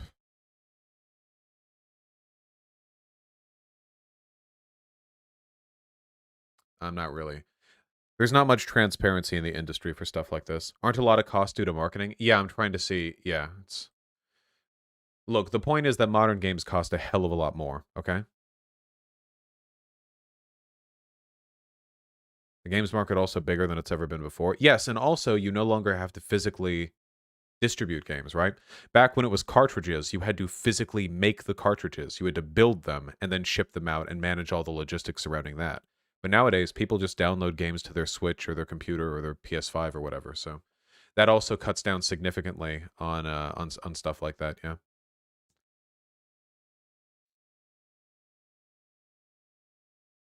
Anyway, guys. I'm not trying to say that you all should be paying more for video games or anything. I'm just saying that the industry's pricing standards have definitely like changed with time. Or I should say they haven't changed to keep up with the times, you know? What if I'm poor? Look, do whatever makes you happy, okay? Look at how much movies cost Pepe La. Yeah. Can you go over your subreddit, please? I went there and it's garbage. Look, one day we'll get to that, okay? I can only complain I can only complain so much about the content of my subreddit. I hope you all know I love you guys, okay? I love you guys very, very much. Fix your fucking sub. I can't ban criticism of me. Or can I? No. I do. It does frustrate me. Like it just. I don't know. I just hate getting misrepresented. I feel like people don't make a very strong effort to try to understand what I'm saying. You know what I mean? Sometimes. Like even this one. Vosh has been having it rough lately, and the meme is that like I'm arguing with everyone right now. But like the monogamy and marriage thing, saying it was a relic of Christianity was just wrong. Monogamy and marriage have been around since long before Christianity. I'm a Satanist, bro. I reject Christianity. I literally said this in the conversation. I talked about monogamy's origins being back to the beginning of like modern like civilization, not Christianity. The thing that I said was derived from Christianity is the idea that sex is something sacred. Do you guys remember that? I said that Christianity was responsible for a lot of people like associating like sex with some kind of sort of chaste like inherent virtue or something as opposed to other things that we do. I didn't say monogamy derived from Christianity. But 244 upvotes, you know? My like literally my subreddit, my stream, like nobody listens. You know? And also, like, the church has definitely, like, socially normalized and reinforced monogamy, like, in the modern era, you know? Like, there's no getting around that. It didn't start with them, but they're definitely one of the biggest social institutions in the past few millennia that's been, like, pushing for that shit. I mean, sometimes he brings it on itself. Well, he is combative and incendiary, but a lot of criticism comes from not understanding very simple concepts he outlines. Even in this subreddit, people complain about things he said when all they had to do was listen to the entire sentence or to the follow-up sentence. Some see a certain key phrase, instantly take it personally, and fly into a rage. True! Most attentive Vosh stream viewer. Insecure and jealous are both very loaded terms, and watching Vosh avoid defining them and insisting only on explaining himself through examples is frustrating. Wait, I did define it. No. No. I did, though. No. Oh, hey, Purple Maggot. I see you in chat. Yeah, I tried to give examples and stuff. I saw a comment implying you don't think monogamous couples can be happy. Yeah, well, you know. I feel like giving examples is one of the best ways to define something when you're talking about a fairly nebulous like concept, like what jealousy or what insecurity is, you know? Is it true that you said monogamous people are fundamentally insecure? I think that insecurity is the root of like monogamy in almost all cases, but that all human beings are insecure and most of our social interactions are dictated by a number of feelings we have towards other people, including insecurity. I just think that monogamy generally is about insecurity. But that's not me saying that monogamous people are like uniquely broken or something. I just think that it's an arbitrary standard that we all define in different like places and set in different ways. But we do have to recognize it comes down to jealousy. You know? Or like to put it another way, let me put it this way, okay? Like this is something I've experienced a lot, right? What if you like want to watch a show with somebody? Like you have a close friend or maybe even a partner. You want to watch a show with them and you've said that you want to watch a show with them kind of like offhandedly, but then later you say it and they're like, "Oh, sorry, I already watched it with another friend." You know? Like is that really a big deal? Not really. But I'd feel like kind of fucking jealous a little bit. Like I'd feel like kind of bad, right? Because it was like it's not really a big deal. It doesn't mean anything. Like if I just offhandedly mentioned it, it's not like they betrayed me. They just watched something with a friend. But you know, I'd feel a little like that was our thing. You know, what I'm describing right now is rooted in insecurity to an extent, and I think it's okay for me to be upset by that. But it still comes from insecurity, right? Like it's just a part of how humans are. We have these feelings, and our responsibility as good social agents is to manage those feelings in a responsible way. No, Vermin, I don't think it's really a choice. I think that people's predilection towards monogamy and non-monogamy might be a little bit affected by like changes in how they see things, but for the most part, I think it just comes down to what expectations and entitlements they feel to their partners and friends, you know? And I think that's a product of insecurity, but we all have that. Even the most incredibly non-monogamous, polyamorous, like gender fuck, whatever types who fuck everyone and they're like super chill are gonna have arbitrary standards where they'll feel upset over their friends doing something without them and make them feel insecure. Like everyone feels this way, you know? My only point is that with monogamy, you're arbitrarily drawing that line like after like the idea of monogamous sexual contact, whereas when you're not monogamous, you don't. But either way, wherever you draw that line, it will be influenced by insecurity. Does that make sense? Okay. I feel like that's as nuanced as I can say it, okay? I feel like, yeah. Yeah. I feel like, yeah. I just think that non-monogamous relationships and monogamous relationships should be held kind of like equally expected, you know?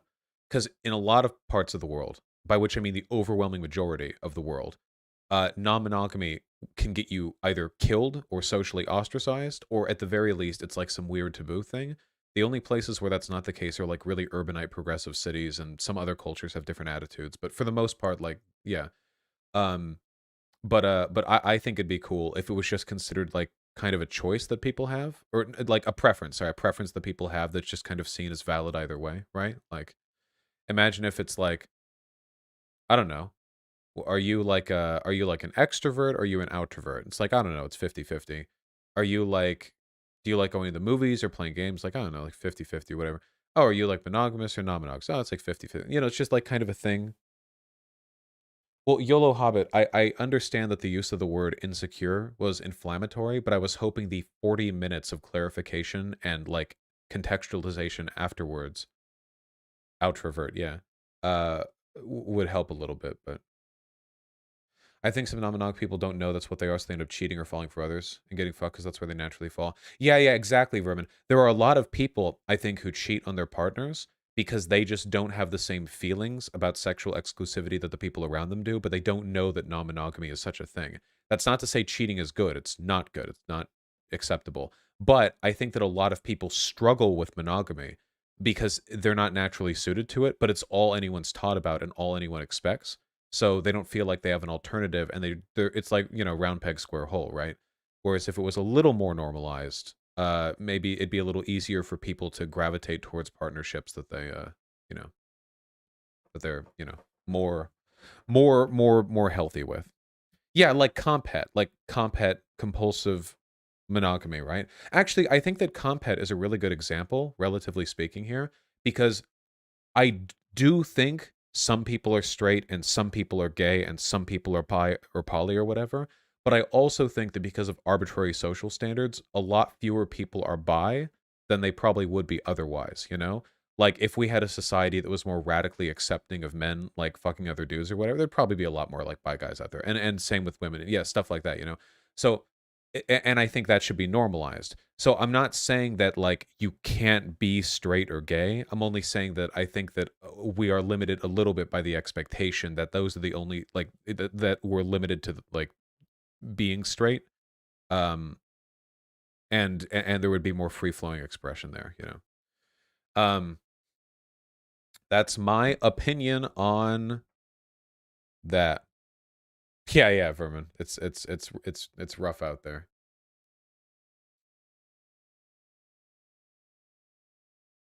Was there well-deserved criticism? Everything has just become an optics game for him. It's cringe as fuck. I don't understand this criticism. Why do people say that everything is just an optics game for me in a post that's about me antagonizing and arguing against like 12 different groups of people at once? What wouldn't this indicate that I care about principles above optics? I don't think they know what optics means. No, they probably don't. By optics, they probably mean I talk a lot. Like, yeah, yeah, it doesn't mean anything. But yeah, it's like it's the whole thing is like I just want to see real quick. This guy posts in political compass memes. Yeah. Wow, this guy posts a lot in political compass memes. Jesus Christ, that's the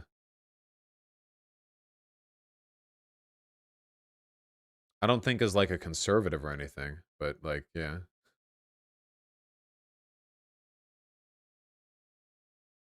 Oh God.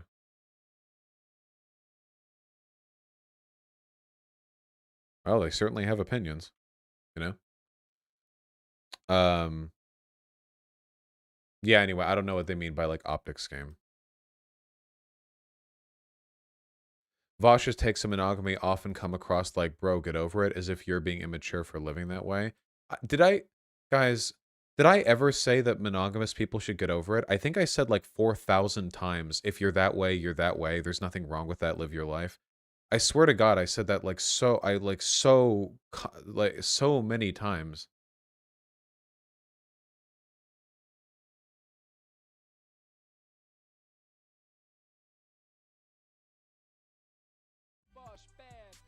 Yeah, they sound pretty insecure. I don't know, guys. What did Vosh do to monogamists? Said monogamy was based in insecurity and people in the chat had internalized Christianity for disagreeing. I said they had internalized Christianity for deifying sex as some sort of, you know, especially special magical thing as opposed to like any other sort of thing that people can do with each other that they like. Wow, that's completely unhinged. Bummer seeing poly-supremacist rhetoric from Vosh. Thought he was better than that? What the fuck?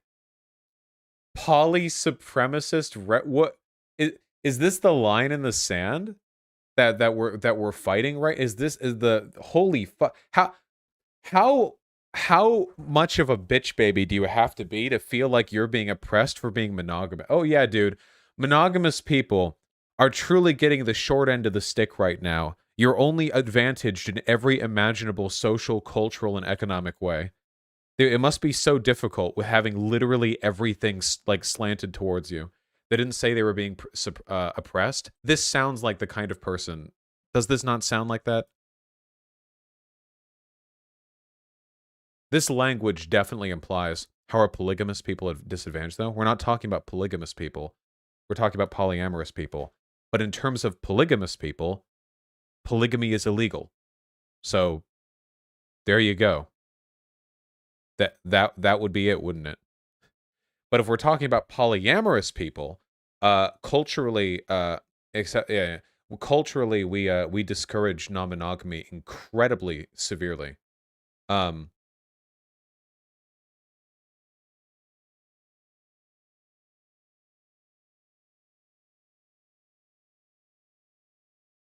Wait, do you not think sex is a more significant thing people can do than any other random activity? I don't know, dude. You could go to war together and fight in a band of brothers. I don't care. Shut up. Fuck you. I don't want to have this argument again. Do what makes you happy.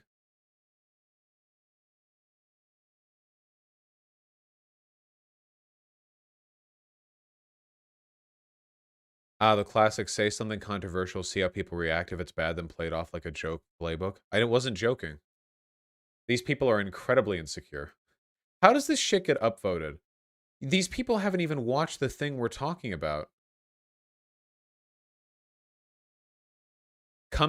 Wait, this reply implies your previous post of poly-supremacist wasn't ironic? Come back to reality soon. Supremacy is cringe. Sorry being anti-hierarchy makes you mad. Holy shit. Excuse me?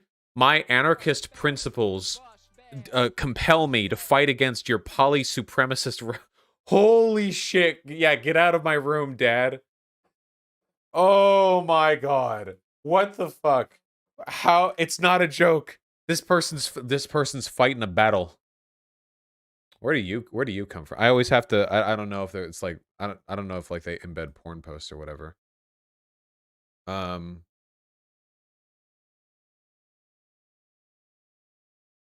Girl gamers. Vegan, actual hippies. I don't know.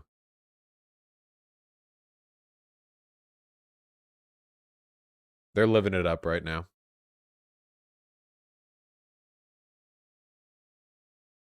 Thanks for the entertainment. Keep following whether Vosh tells you instead of having the introspection to question or having the humility to listen to a single other person's experience. What the fuck? Mono and poly are both equally valid. Valuing one over another is absurdist and anti-human. This is weaponizing social justice rhetoric in favor of or towards like stupid ends. So what, Vosh, the subreddit's full of users that don't follow all of your ideas? Well, I had a very laissez-faire ban policy to begin with, but for somebody as controversial as me, that might not be, like, possible. Vosh isn't against monogamy, so you're also wrong, but I was only talking about your own comment. Ha ha ha ha ha ha ha ha ha ha. You clearly didn't watch his stream. His criticisms were deep projection and knee-jerk emotional. It was total clown town. He's usually not this juvenile. Least unhinged.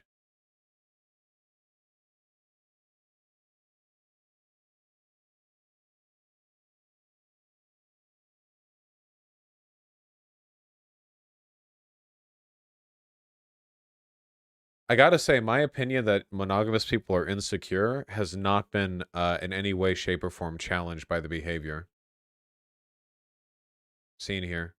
Oh, here's that person again. His poly supremacy is cringe. This person's on a fucking tirade. Do you think this person got cheated on once by a person who claimed to be non-monogamous and justified the cheating that way, and now they're like, they're fighting it out against me?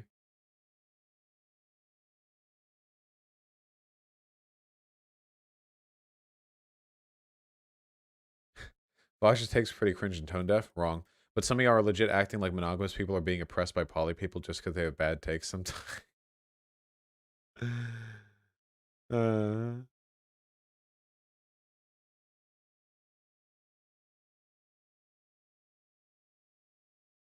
Man, people are really getting it out in here. Holy shit. Monogamy was for preserving power after death. To do that, you had to own a woman to ensure ownership of a child. Absolutely brain dead take. Wait. Wait, anthropologically, yeah, it seems like there are really good sources to indicate that monogamy was initially about securing like hereditary power by making sure you knew your children directly descended from you. And the only way to do that, outside of genetic testing, which wasn't available back then, like, they literally did this in the modern world, that we still do this. The royal family still exists in England. We know that, like, there's a component of, like, hereditary transference of power to monogamy. That's why the people are so concerned with who, like, the British royal family members marry. Maybe also because it reduces the risk of contracting STIs. I don't think they knew what that was 10,000 years ago. This is literally, like, one of the strongest anthropological explanations for how monogamy came to develop. Like, monogamy does not seem to have been a thing in human tribal societies. Like, I mean, I'm sure some people practiced it, but there wasn't like it's not like it was obligate behavior. Like, it seemed like humans just kind of fucked around, right?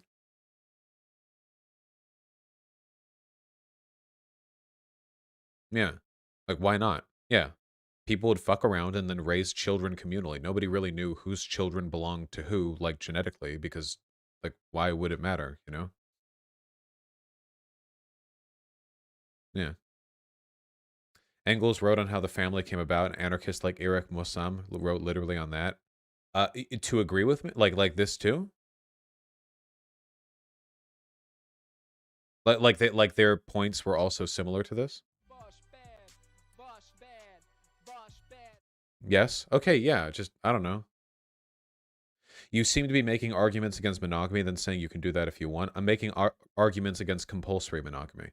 You can do that if you want. Why the fuck would I ever want to force monogamous people into non-monogamy? Why the fuck would I ever want... Who would ever waste their time? Why? What possible benefit could I, as an individual, accrue, or society accrue, from forcing monogamous people to be non-monogamous? There's no point. I just don't want compulsory monogamy, which is kind of what we have right now.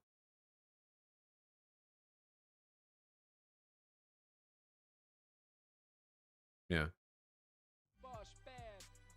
I agree with the spirit of his take. Most monogamous relationships are born out of pressure from society, not a conscious choice from an informed viewpoint. I think this implies that you could choose to not be monogamous. What I will say is that our bias towards monogamy... Flower power again! Holy shit! I think that our bias towards compulsory monogamy is largely a product of sort of reinforced social pressure. Yeah, not that everyone would be non-monogamous were it not for that, just that it's like, again, like compet, right? Like you can make the statement like most heterosexual relationships are born out of pressure from society, not a conscious choice from an informed viewpoint. And I don't know if I'd agree with that exactly, but like the spirit or the sentiment of it, I think, is understandable. Like in the sense that we're pushed towards that. Yeah. I don't think we really have enforced monogamy, but it's sort of expected. Legally, we do have enforced monogamy. We literally do. Marriages are only valid between two people. But culturally, we do. Yeah, people who are non-monogamous are considered like huge outliers, and especially if you're like a femme, you get hella shamed for that shit. You know, guys can get away with it a little bit more, but yeah. All right, I can take a look at this angle stuff. Yikes. This couldn't be more untrue. Okay, this flower power person is incredible. Hey, mad respect. I absolutely despise poly or mono supremacists. I have never seen these terms used before, but they're fighting with the fucking militant vigor of like a social justice warrior. Incredible stuff.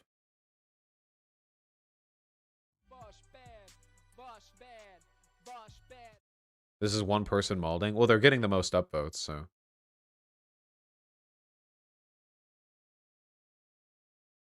Eh. All right. All right. When are we going to acknowledge the monogamous question? Look, I just think people should do whatever makes them happy, you know? But I also think people should be introspective and critical of whatever biases they might have. And I mean that on all sides, right? So I'm going to play the centrist line, and I'm going to do this for both monogamous and non-monogamous people, okay? Monogamous people. I do think that fundamentally, arbitrarily drawing the line as to what behavior you think you're entitled to exclusivity from your partner, drawing that line at sex, I think, is an arbitrary decision based on insecurity, but you have to draw the line somewhere, and no matter where you draw it, it will be an arbitrary decision based on insecurity. There's no getting away from that. But I think you should remember, you know, at least fundamentally, that is the case, that there is a degree of arbitrarity there, because in the future, if you ever feel your feelings change on some of this stuff, it's better to interpret that from an introspective viewpoint than to just shun any feeling that you have or to exclusively relegate it to some kind of like immoral, vestigial like desire to be uncommitted.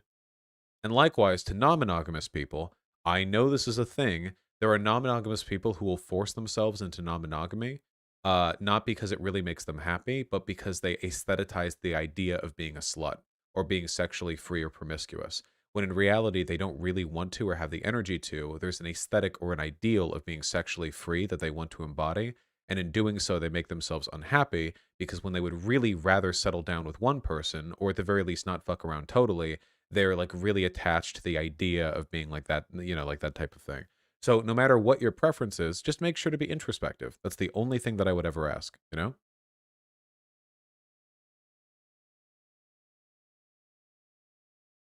Do we know if there's a agamy term for those who want to stay alone? Yeah, we call them loserogamy. I don't know. I don't know.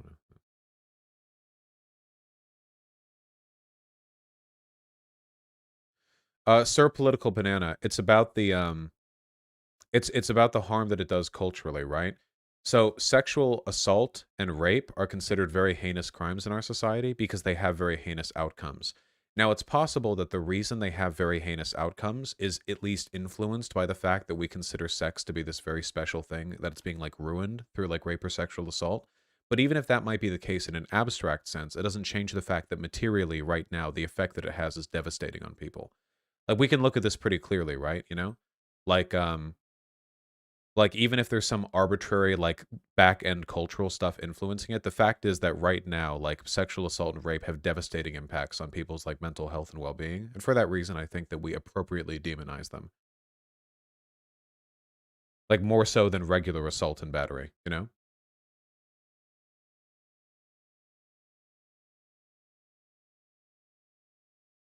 Thank you for clearing that up. Yeah, of course.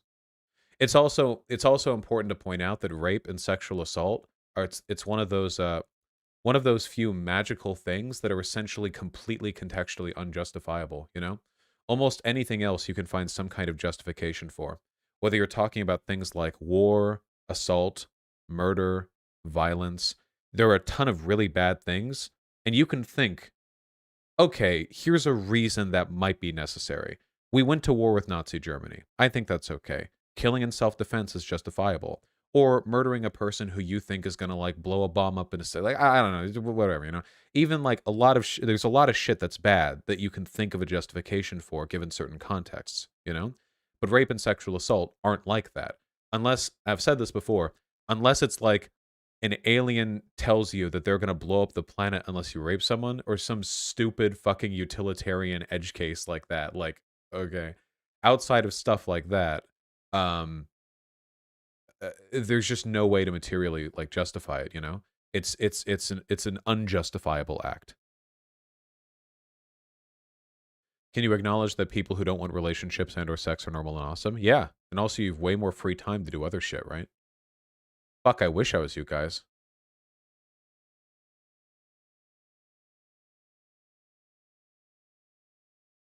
How do we reduce the woke skull meter subreddit? Well, we'll clean it up eventually. Don't worry. It's all good. You've been single since March. Shut up. Yeah, and? Yeah, and? Even when I'm not hooking up with people, I still jerk off, okay? My brain is still encaged by the Coomer mindset. Maybe Sargon was right.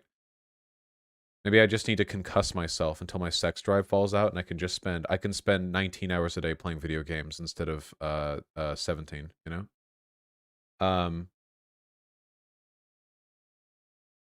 Anyway, what was I saying?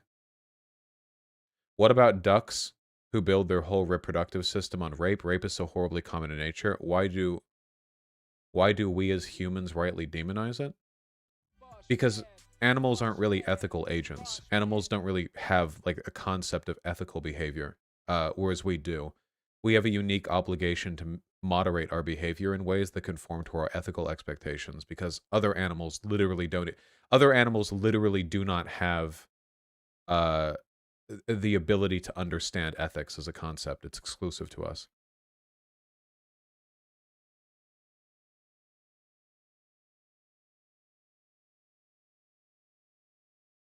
True. Yes, they're too stupid to be ethical. Very true. I mean, animals can be taught to be kind or taught to feel bad, but it's not because of ethics. It's because of trying to maintain social relations. Like, right? Animals like dogs and dolphins and stuff are capable of kind behavior, but it's not because they understand ethics. They're just trying to, yeah, like children do that as well. Like 5-year-old kids don't understand ethics. They don't. They're not, they don't understand ethics. However, they can be conditioned and taught to be kind to others in social situations because there are more baseline instincts that they can appeal to. So the parts of our brain that moderate our ability to socialize with others is more universal and develops earlier than the parts of our brain that allow us to understand abstract things like ethical systems. That requires like a much greater, and by the way, most adults also don't understand ethics, to be fair. Not because they can't, but because it was never taught to them. Whereas most human beings understand how to like get along with people around them, you know? Or in other words, ethics has to be learned, whereas social interactions can usually be kind of picked up from people around you.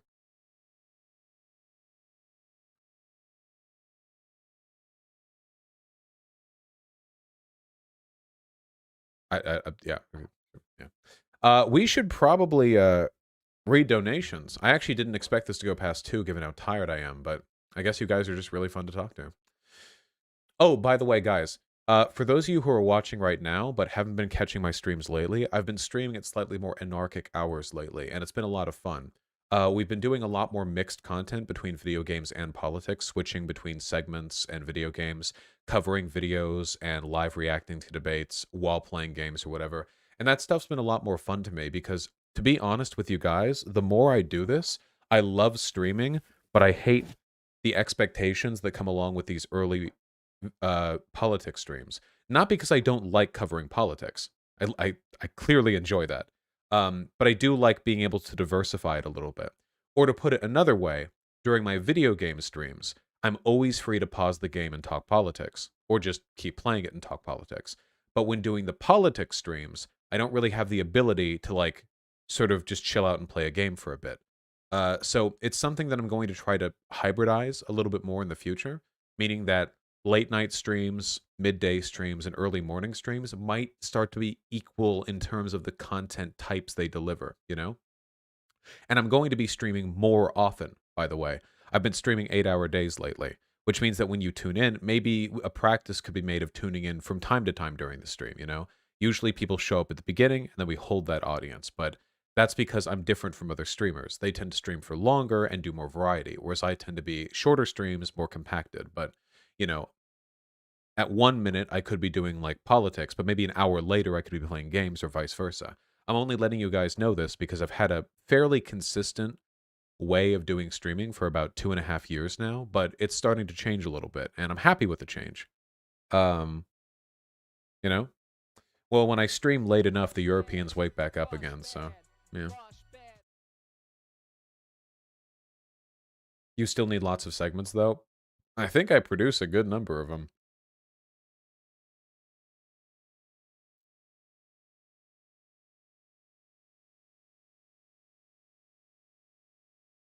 Euros da sleepy.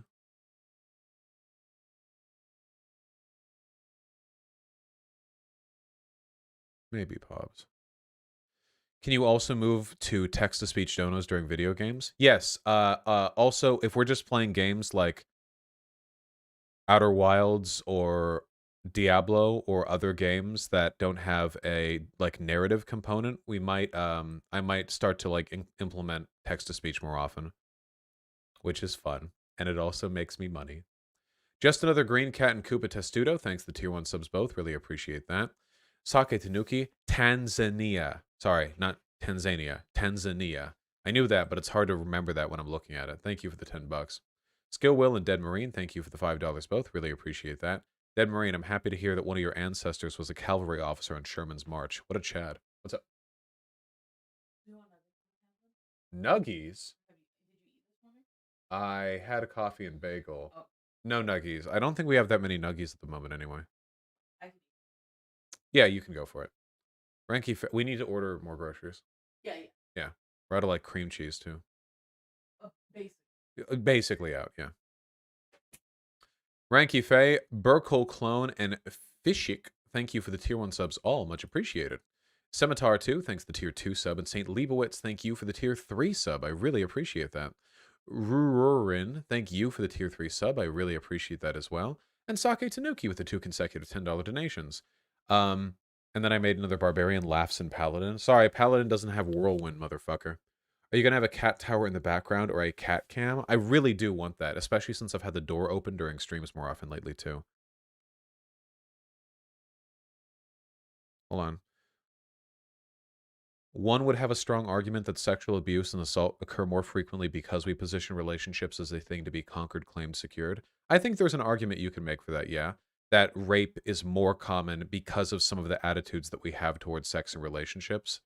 And the idea that raping a person gives you power over them is something that's definitely tied to the idea that sex is some kind of exclusionary or like a ostracized thing. But I think that like the solution to that wouldn't be like, let's normalize like non-monogamy or whatever. The solution to that like would be like toxic masculinity first and foremost, right? I feel it's one of those things where there's like a net of like a dozen adjacent issues, and you have to. It's like you're pushing down on like a big collection of buoys in the ocean, and you have to like push down on the right one, you know, because even if they're all connected, if you push down on the wrong one, you don't actually like get any work done on the whole thing. Does that make sense? Yeah, intersectionality. Boys, yeah, boys, you know?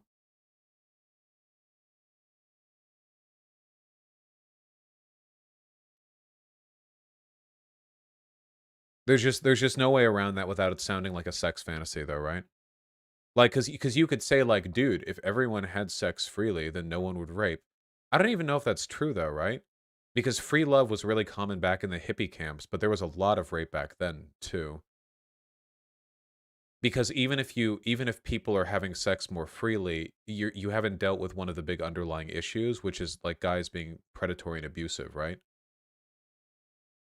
Yeah. So there's a lot of like overlapping stuff that you have to address at the same time. Waifu Wielder, thanks to the tier 1 sub. I really appreciate that. Happy to have you here. Just Another Green Cat and Thoughtful Jack, thank you for the $5 both. Just watch that old debate of yours when you were high. Do you think you could still hold a debate high, or does it depend on who you're debating? Well, I'd prefer they be stupid if I was going to, like that guy. I'm sorry, Just Another Green Cat. That's rough. I'd rather be drunk, though. I'm very jovial when I'm drunk. I was on Stardust's stream last night because there was some chatter in her stream called Wildman, I think. But I went on there for 5 minutes because he was shit-talking me from the stream as like a call-in, and I talked with him for a little bit, and he was incredibly defensive talking to me, and that would be a good guy to talk to while being drunk, I think. That would be a fun conversation. Sake and Foreigner D, thank you for the $10 both. I really appreciate that. The insecurity thing, is that general non-mono speak, or is that a Franklin Vo thing? Often insecure is someone who doesn't want to do X in the LS, but they do it anyway not to seem cringe or bigoted. I'm not entirely sure what you're referring to. I haven't heard non-monogamous people generally speak about this stuff the way that I do. So I'm not really pulling from any direct references here. COD and Sake, again, thank you for the very kind $10 donations. I really appreciate that. Yes, pull comp ball would be a good content farm. Polygamy is illegal because the squares can't handle it. Kekfi. True. These fucking geometric shapes, man. Yabloko, thanks for the tier 2 sub. Really appreciate that. MDefMech, thank you for the tier 1 sub. True, this is the cool place to up the subscription. Dream Canoe and the Nameless King, thank you for the $5 both. What's your opinion on the amazing Lucas? He seems pretty giga cringe to me if I'm remembering the right guy. Russia's destructiveness is why it's stupid to hope for the collapse of the USA. A fallen, truly fascist, unchained USA would bring much more pain to Latin America, Mexico, etc. True. Fallen America. God damn, does that not sound like a anime boss battle? Casper Christensen, thanks for the $2 donations. Thank you very, very much. Really appreciate that. David Pina, thanks for the very kind $10. I live in the South, and the local tabletop store is owned by two 70-year-old boomers. They told me they like to reenact the Civil War using Ultramarines and Grey Knights. Sure. I feel like with how big Warhammer 40k is, you could probably find an almost directly analogous event in the lore that translates right over to the fucking Civil War, you know? Olenby and Xanderhall, hello. Thank you for the tier 1 subs. I really appreciate that. Fun fact, the oil from the ship sunk at Pearl Harbor is still leaking into the ocean, bubbling up from the bottom. You can see it when you visit. Oh, wow, Xander. You'd think they would have done something about that by now. It's kind of strange. Iridian Knight and Full Metal Socialist, thank you for the $5 both. Really appreciate that. Gotcha, Iridian Knight. Maybe I'll check it out. Thoughts on the episode of SpongeBob when they go on strike against Mr. Krabs? Based. James Mitchell, thanks the very kind $10. Some people find hookup culture and modern dating annoying and full of hot air. It's not insecurity. Okay. I'm not saying that a decision to not participate in hookup or dating culture makes you insecure. I'm saying believing that you're entitled to sexual exclusivity from your partner if they want to do those things is rooted in insecurity, you know? Maybe they don't find those things annoying and full of hot air, but you obviously wouldn't want them sleeping around, right? Again, the line is going to exist somewhere, and it's always going to be determined by some level of relative insecurity. So I'm not saying there's anything uniquely bad about being monogamous. I'm only saying we should be considerate of the fact that that is the case. The reason it's important to be introspective about this shit is because you would want it no matter where it is on the line, right? Like, guys, you know there are like boyfriends out there who don't think their girlfriend should talk to other guys. Don't you think that boyfriend should be aware of the fact that his standards are determined by insecurity? And likewise, don't you guys recognize that sometimes you've lashed out against your friends because they did something without you and you felt FOMO and it made you feel bad and you're kind of like hamming on them for something that's not really their fault? You should be conscientious of the fact that you're also acting out of insecurity, right? Yeah. Insecurity is an emotion that humans developed because it allows us to have an intuitive social sense for when we're being excluded from a group, among other things. And that can be helpful to us because it can be like an alarm bell to when we need to do things to maintain our relationships, which is, of course, a survival skill. Chibi Dots, thank you for the tier 3 sub. I really appreciate that. Thank you. Brick Lair, thanks for the 2 gifted tier 1 subs. Really appreciate that. True. Voxelated, thank you for the incredibly kind $20. I really, really appreciate that. You seem to have great takes on science topics, but don't seem well versed on physics. If you'd ever like to chat about math or physics, I'm here, Alpine4259. I'll keep it in mind. I can't make any promises, though. I am trying my goddamn darndest to move through all of the obligations I have at the moment, but I will keep it in mind. Thank you. I do like science. At least I like scientific concepts. I'm obviously not a scientist. Staniel, thanks the $9. I'm afraid I don't really have much of an opinion on theater, you know? Theater seems split between, like, indie queer culture, like annoying lib culture, and like bougie culture. I don't really know. It seems like there's a lot of weird shit about theater, but I don't really know much about it. It's more of a Lindsay Ellis thing. Sake, thanks the very kind $10. Not gonna lie, we weirdly treat sex and sexual experience unlike any other skill set. Would a juggler say, I can't pass clubs to you, I only have one partner? Yeah, I think, yeah, I do think of it that way. I think that, like, there's nothing wrong with thinking that, like, sex is, like, a particularly intimate thing to do, but our unified standard on it is definitely an arbitrary one.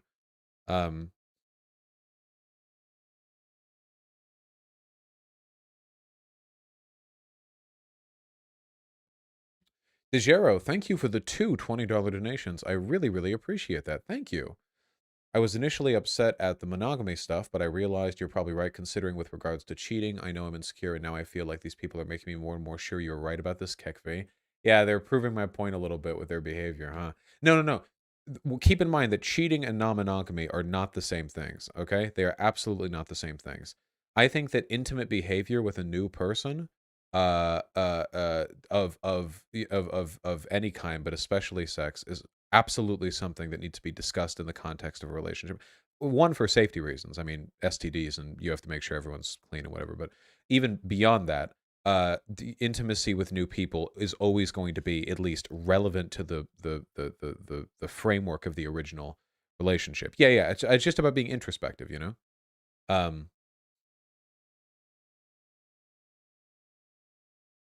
Yes. And then we have this entire stream, only 3 linkers. Is it possible? That's some remarkably abstemious behavior on your part. My goodness. Maybe the purge, maybe the crackdown has been working. Kujum, thank you for the $5. What is your opinion on family abolition? I am in favor of it. I think the modern nuclear family is very socially destructive. I think it leads to maladjusted and socially undernourished children, and I think it unnecessarily burdens the lives of adults.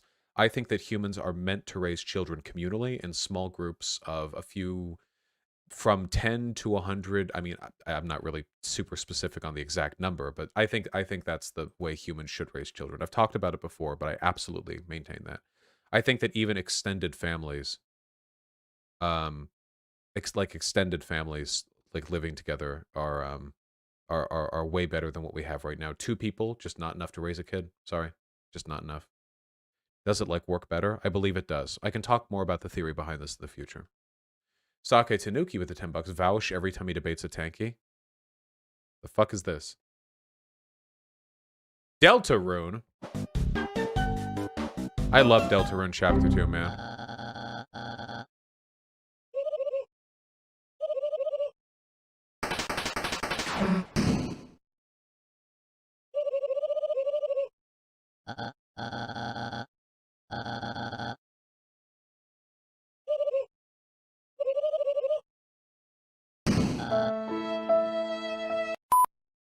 Stupid. Fuck you.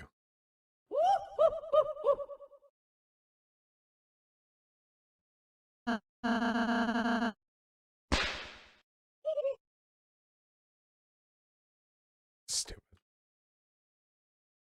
This is a very silly game. It is. Oh, you know what was really cool? Hold on, really quick.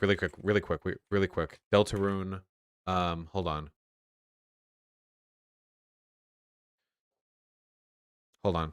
Sorry, Vosh, saying monogamy is rooted in insecurity is just as hand-wavy as saying polygamy is rooted in fear of commitment. You can say that if you want. Yeah, you can say that if you want.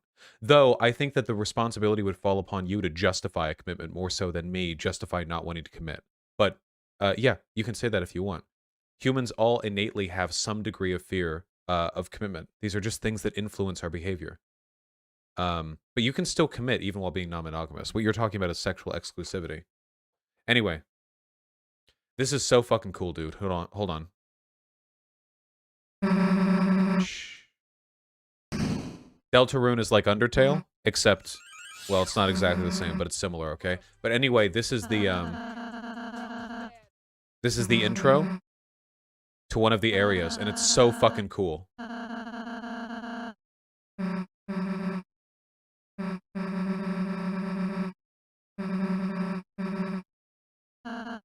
Okay, well, move it along. Okay, hold on. This is so cool, dude. Holy shit.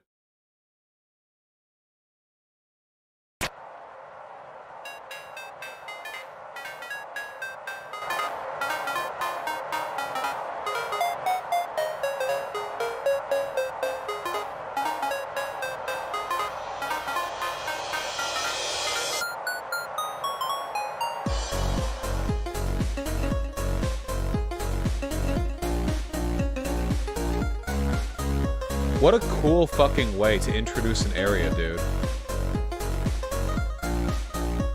What a nice way. So pleasant. So well done. Mr. Snoozable, thank you for the incredibly kind $20. I really, really appreciate that. I know you hate linkers, but I promise you it's funny. Just watch a minute at least.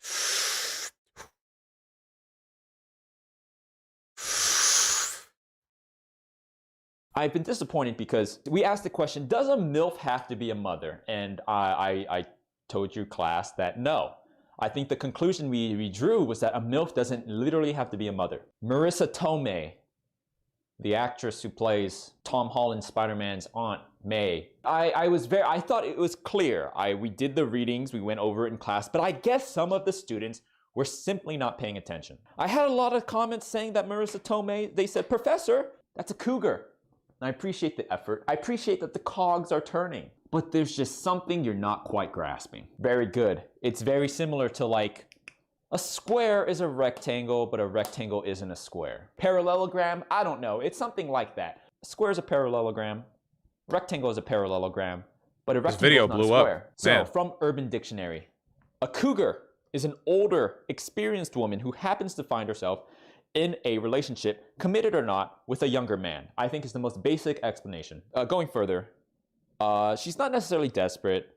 She offers expertise and is open to new experiences. She simply wants to have... Alright, if I'm gonna watch this video, it's gonna be my own time. I haven't actually seen anything from this guy, and immediately, though, I am drawn to his presentational style. I'll give it a look, okay? Did this guy blow up just because of this video? His Twitch chat isn't moving very fast. No, he's gotten... Oh, wait. Never mind. He's had a channel for 1 month and it's already my size. Great. I love it. Well, that's how the tables turn. The turntables. Very true. I can't say Delinka without thinking Dalinky. Yeah, it's pretty funny that those would overlap that hard. Thank you for the $10. Actually, thank you for the 2 $10 donations. Cheated on my test with my teacher. Also, Queen is the degenerate tanky mobile games Queen is a few things, I think. I've played mobile games in my time. Is this how you get big? You just have to like horny bait with your thumbnails, dude? Holy shit.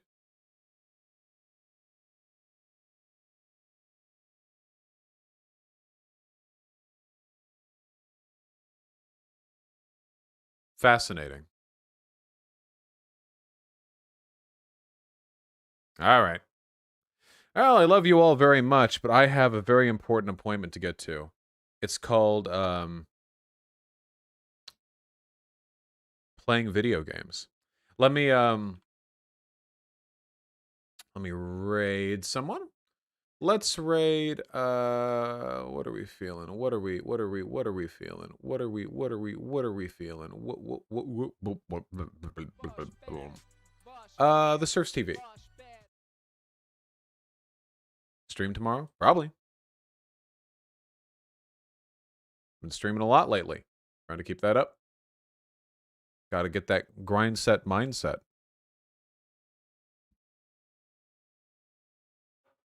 All right, folks. I love you all very much. Thank you for the wonderful stream. Y'all take care.